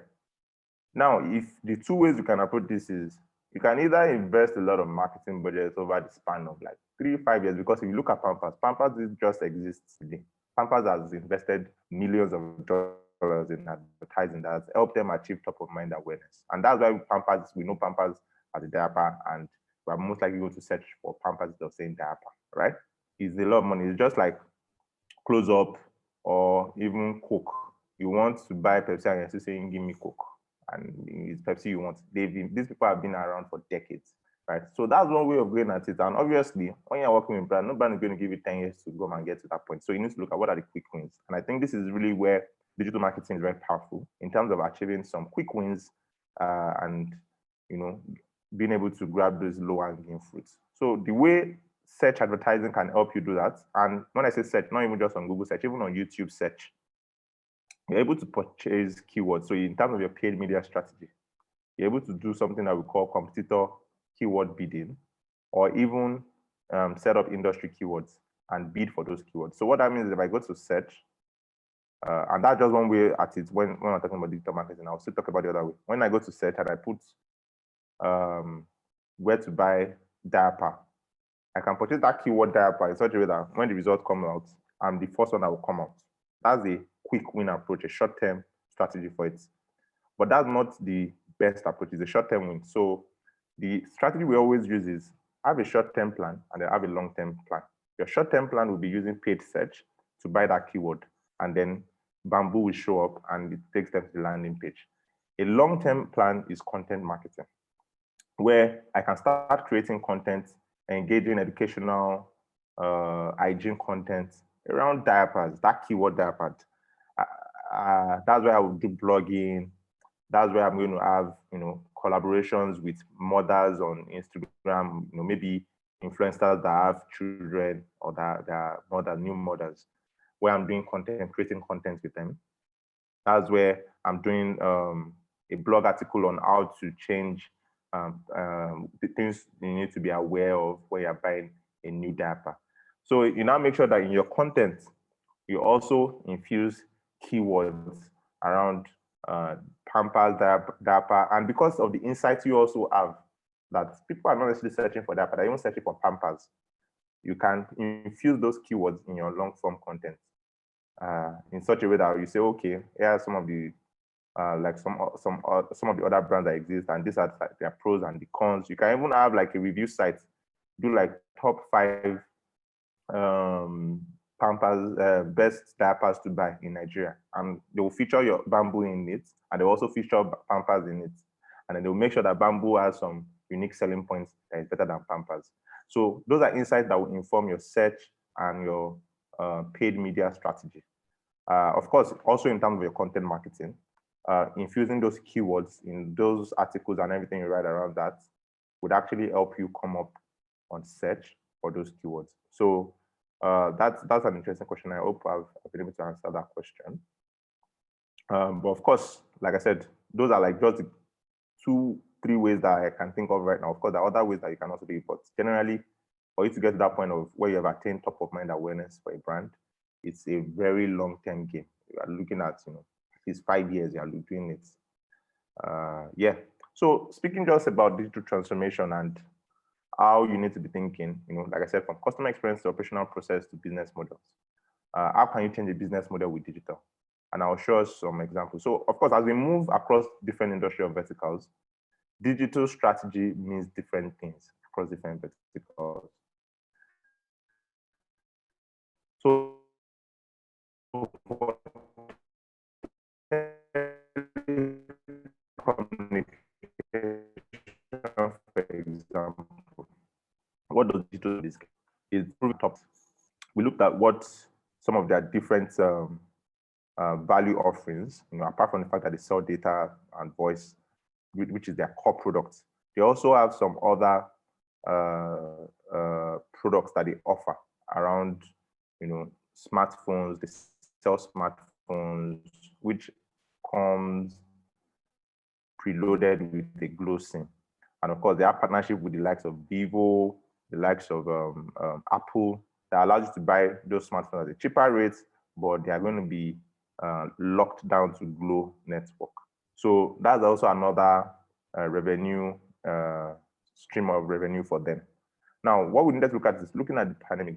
They had like a decline in sales because for what they call Glow World. Glow World is there are different retail outlets where you can purchase any of these phones, and even their Glow products, SIM cards, SIM registration, those are Glow World. We call them Glow World and Glow Zone. But they saw a decline in sales because obviously nobody was going to the shops to buy any phone. So we need to look at, okay, how can we use digital to create a better experience for customers during this period and make sure that we're not also losing on sales because of the lockdown protocols that we had. And we built a new website with them. Of course, the website also comes with other features, but this was also integrating e-commerce with a telecommunications company. So you can even see that they're already, even though they're in the telecommunications sector, they're playing in the e-commerce vertical or e-commerce space as a telco, right? And that's a role where data has been able to improve their bottom line, because now as we've launched this, and of course, in terms of the numbers, that's not something like I said, but again, we are seeing a listing plan. We're able to track how many people are coming to buy online. We can put a marketing budget behind, pushing some of these smartphones, using different display advertising, search advertising, tracking everything on analytics, and we can even say the amount of revenue they've made, where those which channels those revenue are coming from, if it's coming from search so that we can invest more in it, or if it's coming from social media, Facebook, Instagram, or even the influencer campaign we did with maybe 10, we can actually do that level of targeting and tracking and put more budgets where it's working and remove budget from where it's not working. And we are actually talking from a return on ad spend perspective when you're having conversation with the CMO. So you're not just talking about, we got you X number of impressions or X number of clicks. We're actually going deeper in terms of top line numbers, in terms of revenue, in terms of gross merchandise, in terms of GMV, in terms of as gross merchandise value, GMV. So which is also saying revenue. In terms of profits, in terms of return on investments or return on ad spend, in terms of amount of transactions. Those are the kind of KPIs that we're working with. And that's where leadership is able to see the value of digital beyond just as a communication channel. So that's an example of digital transformation across customer experience and, in terms of top line growth and customer touch points. For Airtel TV, they took an interesting approach. For them, they saw that video on demand streaming, one of the trends I spoke about, was on the rise because of the pandemic. Netflix numbers grew by over 50%. We had a lot of people coming on Disney TV, although Disney TV is not available yet in Nigeria. Roku TV, a lot more people are consuming more content. And Airtel looked at, okay, at the foundation, our core product is what? Data. And people will need data to watch Netflix, won't they? So how about we also move from, well, not move, but how can we create an alternative source of revenue for us as a business? By creating new experience and content, engaging content for our existing user base of over 58 million or 60 million subscribers, right? We already have the subscriber base. It's now looking at how can we upsell and cross-sell them to also come into Airtel TV to watch this video and still using our data. So Airtel TV is only accessible via an Airtel SIM card. On one end, that drives customer acquisition. It also increases average revenue per user because if you are using more data, it's more money for Airtel. So you can see that that's a smart business and a strategic move. And that's really the kind of ideas. This is something that was proposed by, that it can be proposed by an agency, right? And I can show you that even Glow also has their own Glow TV that is coming up, which are also things that, some of the trends that brands are also keen into and looking at how they can leverage digital to change their business, to improve their business model, or even improve the customer touch points and drive top line growth. Retail, for example, in terms of how has retail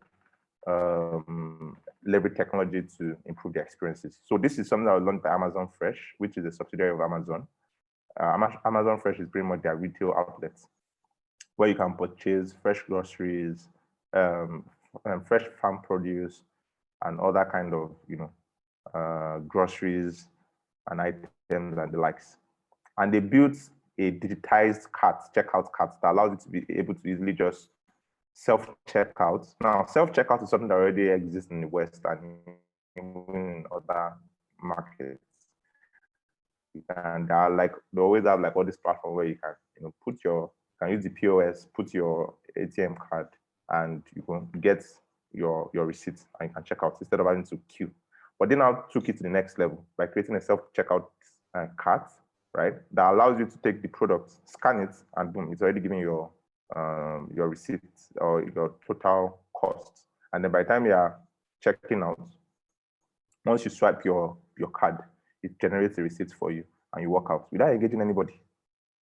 So that's an interesting way of how digital has modified an existing business. So a ShopRite, for example, is an existing business, right? They're like a traditional offline business, but this is you using digital to modify the business model to, create better customer experiences and also improve top line growth. So even the customer touch points too, in terms of e-commerce.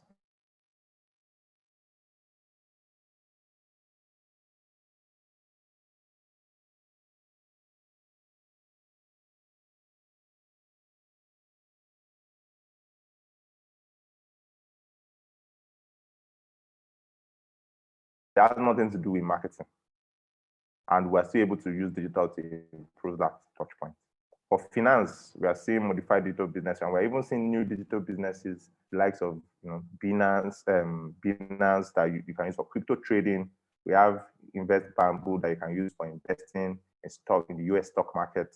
We have Chakavest, RiseVest. These are new digital businesses, right? And then we have modified digital business like Stanbic Super App or One Bank by Sterling Bank, which we're also working with them to push the One Bank app. So these are like different ways that you're seeing digital come into play and what we need to be thinking about. And even for healthcare, we've seen improvement in operational process of healthcare companies,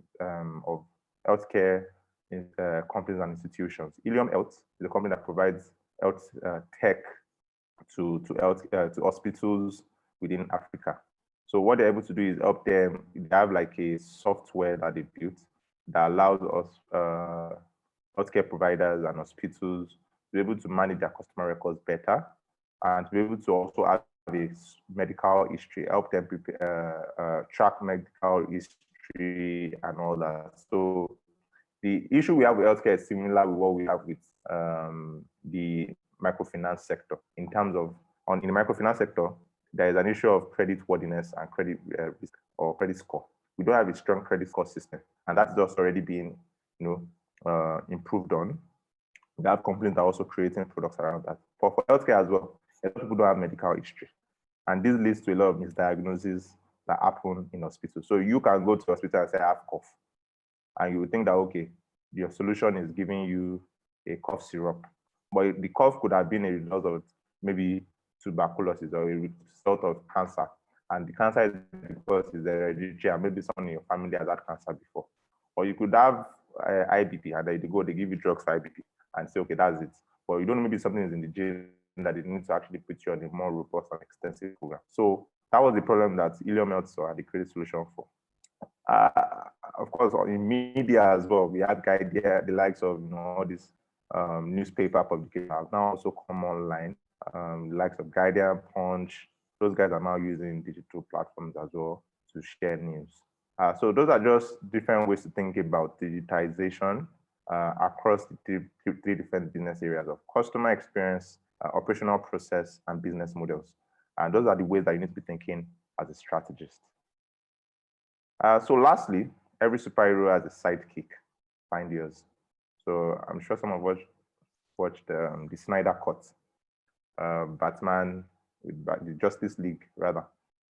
And I think the interesting thing about superheroes, which is what I would refer to as, we believe that we strategists are superheroes because we have many eyes and we're able to see things from different perspectives and connect the dots. But again, every superhero, one thing I've noticed with superheroes, they always have a sidekick. For Batman, it is Robin. For what's his name? Who wants to give us an example of a superhero that has a sidekick? Any ideas? Ant-Man and the Wasp. Ant-Man and the Wasp, exactly. That's an example. If you look at Marvel Universe as well, you see a lot of them there.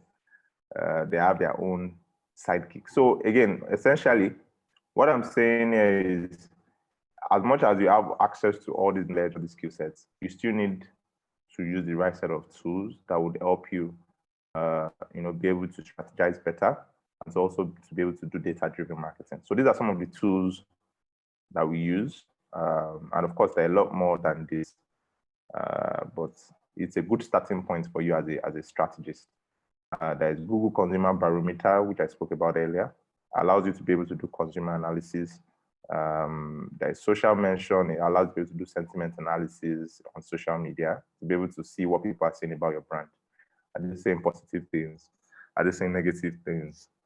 Meltwater is also a more premium and expensive version of social mention. So depending on the brand you're working with, or if your agency is also able to afford it, you can suggest Meltwater.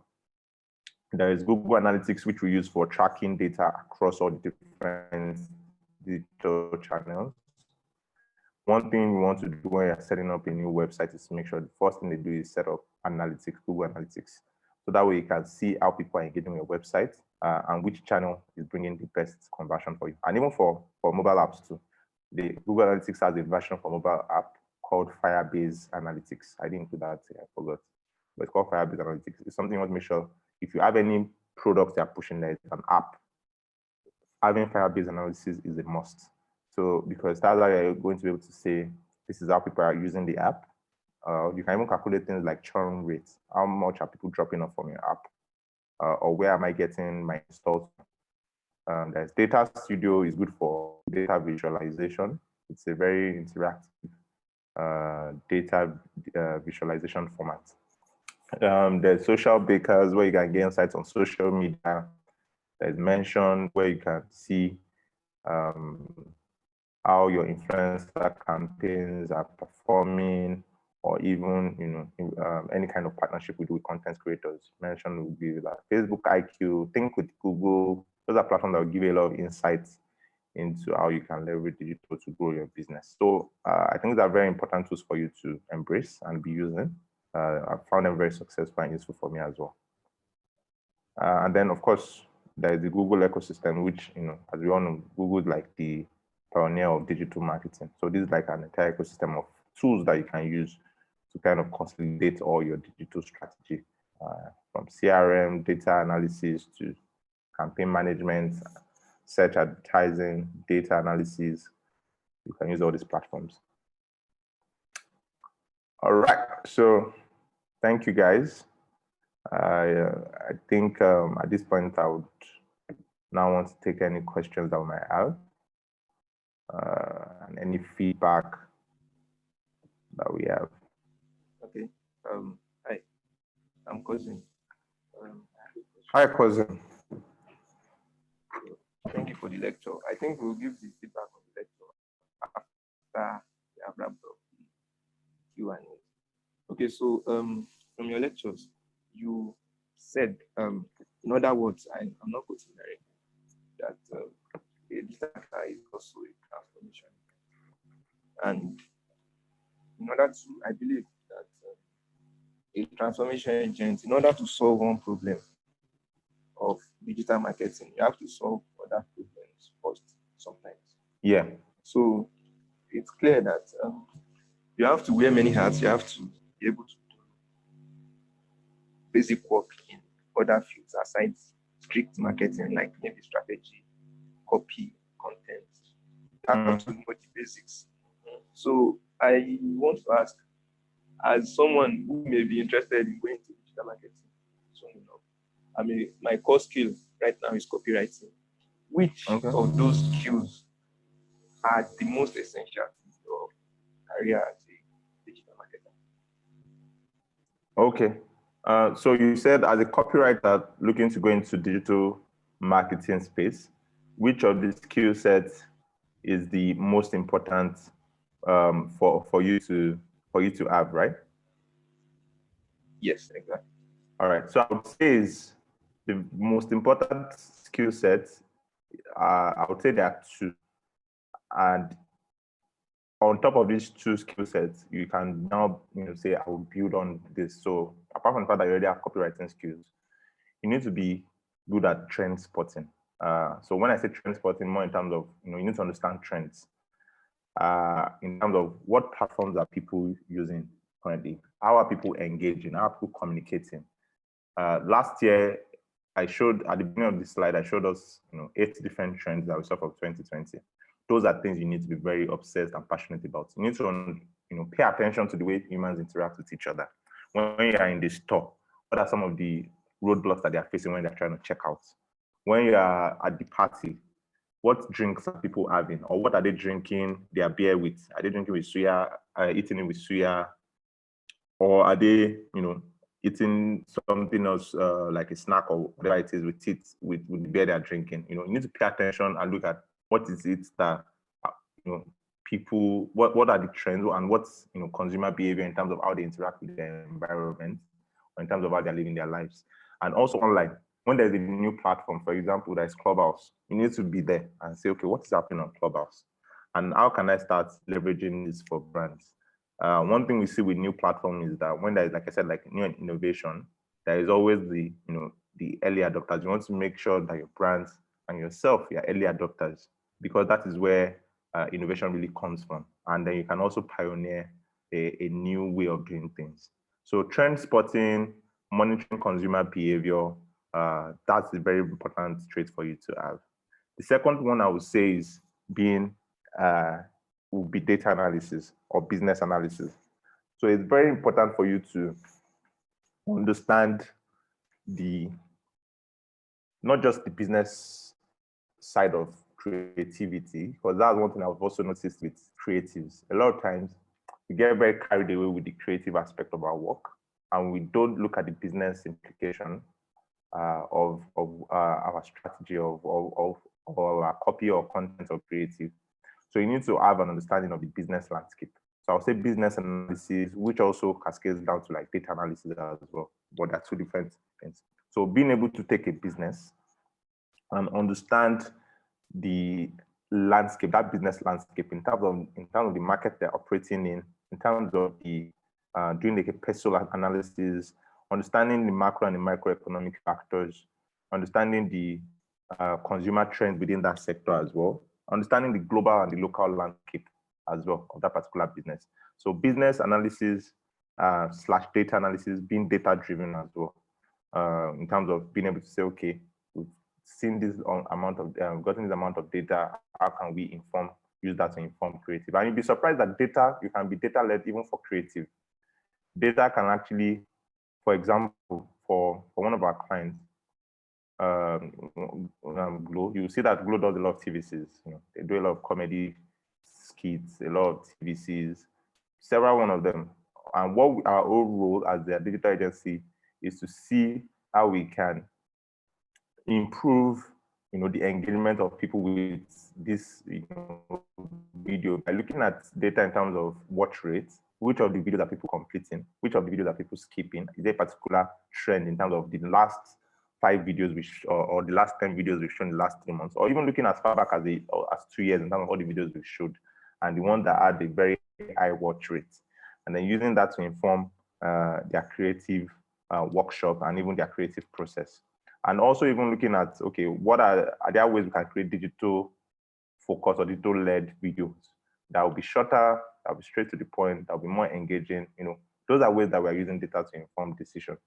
There is also something we call brand lift, right? There is a way we can measure the impact of video and YouTube campaigns on the brand awareness. So we can say we've seen a brand lift of 10% in terms of people that have watched this particular kind of content. It has created a lot more brand lift or awareness on the digital space. We're able to calculate that with YouTube and Google. So that is an example of how you are using data to also inform the kind of content you invest in or the kind of copy you write, and also just kind of A/B testing. So A/B testing, data analysis, content, all that sits under business analysis and data analysis. So I would say those 2 skill sets very important: trend spotting and business analysis. Okay, thank you very much. Yeah, you're welcome. All right, is there any other questions from any other person? Please, you can unmute yourself and ask any questions you have, or you can drop your questions on the chat box.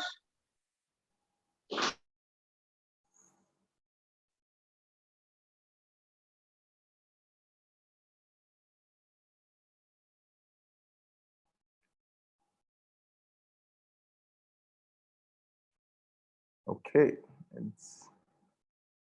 it seems that we have no other questions. I think there is no other questions, but Mr. Peter, sorry for taking you back. There's something you said about CRM tools. You listed a few of them, which is Zendex. I think Zendex was the only one I got. I don't know if you could just repeat some of the CRM tools that you think would be helpful. Okay. So I said, hello? Yeah, I can hear you. Okay, so let me put it on the chat.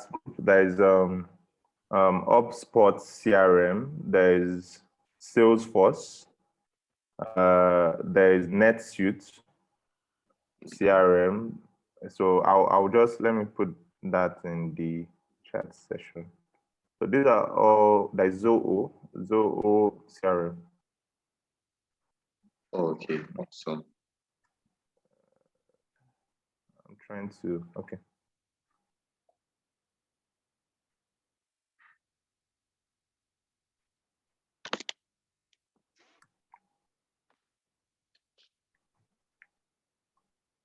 There's even Google Cloud has a CRM. Okay.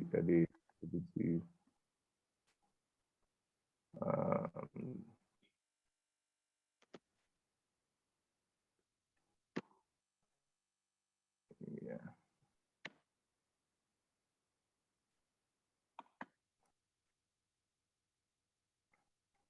Yeah. Thank you so much, sir. You're welcome. Thank you so much, sir. All right, guys. Sorry.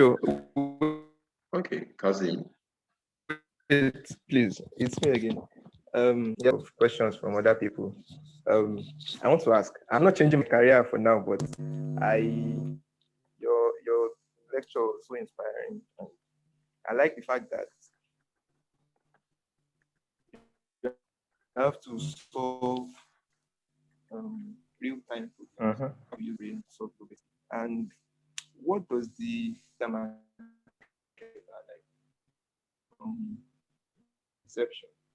How do you get started with that? Okay, so if you're looking at the career path for digital marketer, I think that's why it's a plan. And it's good that you ask this question, because depending on where you want to end up, it will also help you prepare and know the things you need to focus on as you go across the ladder, the career ladder.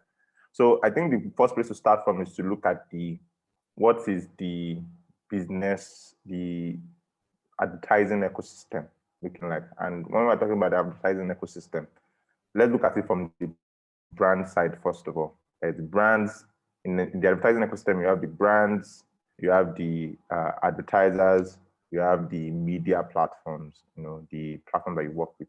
So you essentially can move across any of those three. So from agency to brands to platforms. So like media platforms, like Google, Scheme, etc. So those are like places you can play in across, right? So of course, in terms of now where you now want to specialize, you can decide that I'm either going to be playing in strategy, I'm either going to be playing in in terms of media, or in terms of creative. So for a creative, for example, the career trajectory for them is either on the agency side, moving on to become either a copywriter or an art director. You become deputy creative director, then you become the creative director. Of course, you'll have become senior director before you become deputy creative director, senior creative director, you become group head, and then you can become the executive creative director. And then that's like a C-level role. And then from there, you can decide to go and start your agency, or you move to the brand side. So most time what I see is a lot of people start off at the agency and then they move to brand side. So that's one way for a creative pathway. For a strategist, most times strategists can start from either media, or they start off as digital strategist, or even as brand strategist. And that is why I was saying for you as a digital marketer, it's very, very important for you not to be thinking as digital as just one channel as a platform. You need to be thinking holistically. So as a strategist, that's what you need to be saying. What are like the opportunities for me that exist? So even if the knowledge you have is digital, you need to build your knowledge on brand strategy. You need to build your knowledge on business strategy. And you need to build your knowledge on marketing strategy as well. So they're all different aspects of strategy. Of course, even talking about strategy within itself, you can move from the agency side and moving to the brand side can even mean that you move into a consulting company and move further up to upstream strategy, where there is business strategy. We're talking about business strategy, and that's what the consultants do. So it's very important for you as if you say I'm taking the strategist part, or I'm taking the creative part. And when I say strategist, it's either media, brand strategy, brand management, communications, and everything around strategy, communication strategy. That's on one end. Or creative side, I'm trying to become either a creative director, an art director, either I'm an experienced designer, a product designer, a UI UX designer. All that can take you on a career journey that will take you to becoming a creative lead or a product head of products, or you can become a head of growth, or you can become a chief product officer at the C-level executive. So it's really just understanding that, okay, these are my skill sets, this is where I want to be in the future, and then this is the line I need to tell, either as a strategist or a creative. So for you as a, you said you're a copywriter, right? Yes. So as a copywriter, where the question now is, where do you see yourself in terms of, copywriting? So copywriting is big. It extends beyond just, copy. When I'm saying copy, I'm even talking about communications. So on the brand side, you call it corporate communications or brand communications, and that's actually a potential place you can grow into. On the agency side, you can actually become the creative director. On the brand side as well, you can be the you can even grow to becoming the CMO of a company, the chief marketing officer. But all that, you need to make sure that as you're building your technical skills, you're building your soft skills, because that's what moves you from the mid-level or junior level to senior level roles. Is your soft skill that are the most important. So as you're building your technical skills in terms of writing content and expanding the platforms you write content for, and even moving into other aspects, the production, it could be text, it could be social media, it could be video, it could be any of those platforms. It could be PR. You need to make sure that you're building your soft skills. So how do you work in a team? What are your communication skills like? How do you are you able to communicate effectively in terms of,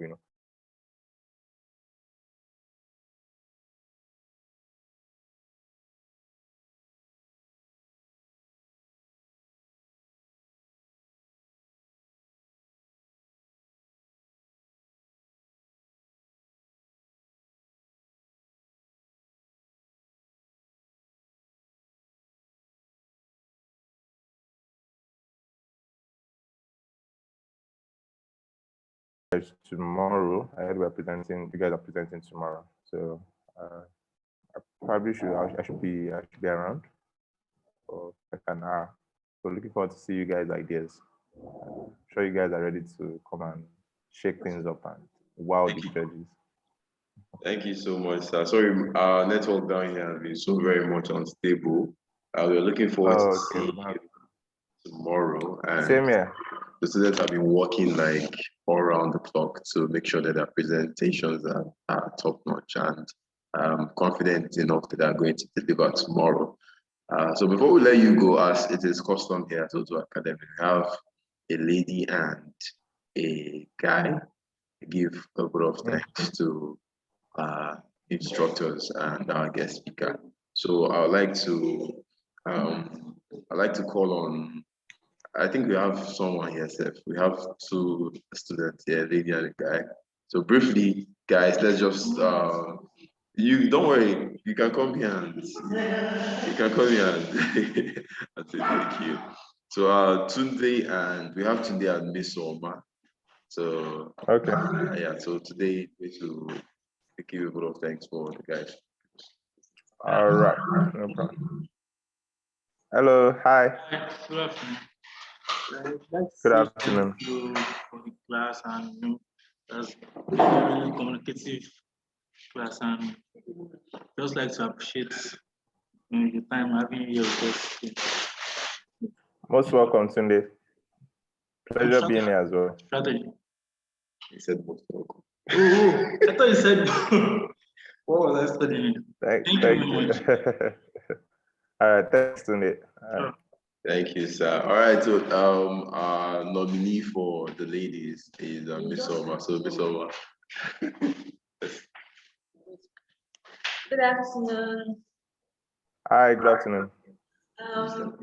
Thank you, Mr. Peter, for the class. Thank you for making our time to share your knowledge with us. We really appreciate it. And we look forward to seeing you tomorrow. Thank you. Same here. Looking forward to seeing you guys. Thank you very much, Usama. Thank you. See you all tomorrow. Thank you so much, sir. Awesome. All right, enjoy the rest of your day. Bye, everyone. You too, sir. Bye-bye. Hey, Miss Oma. Bye bye.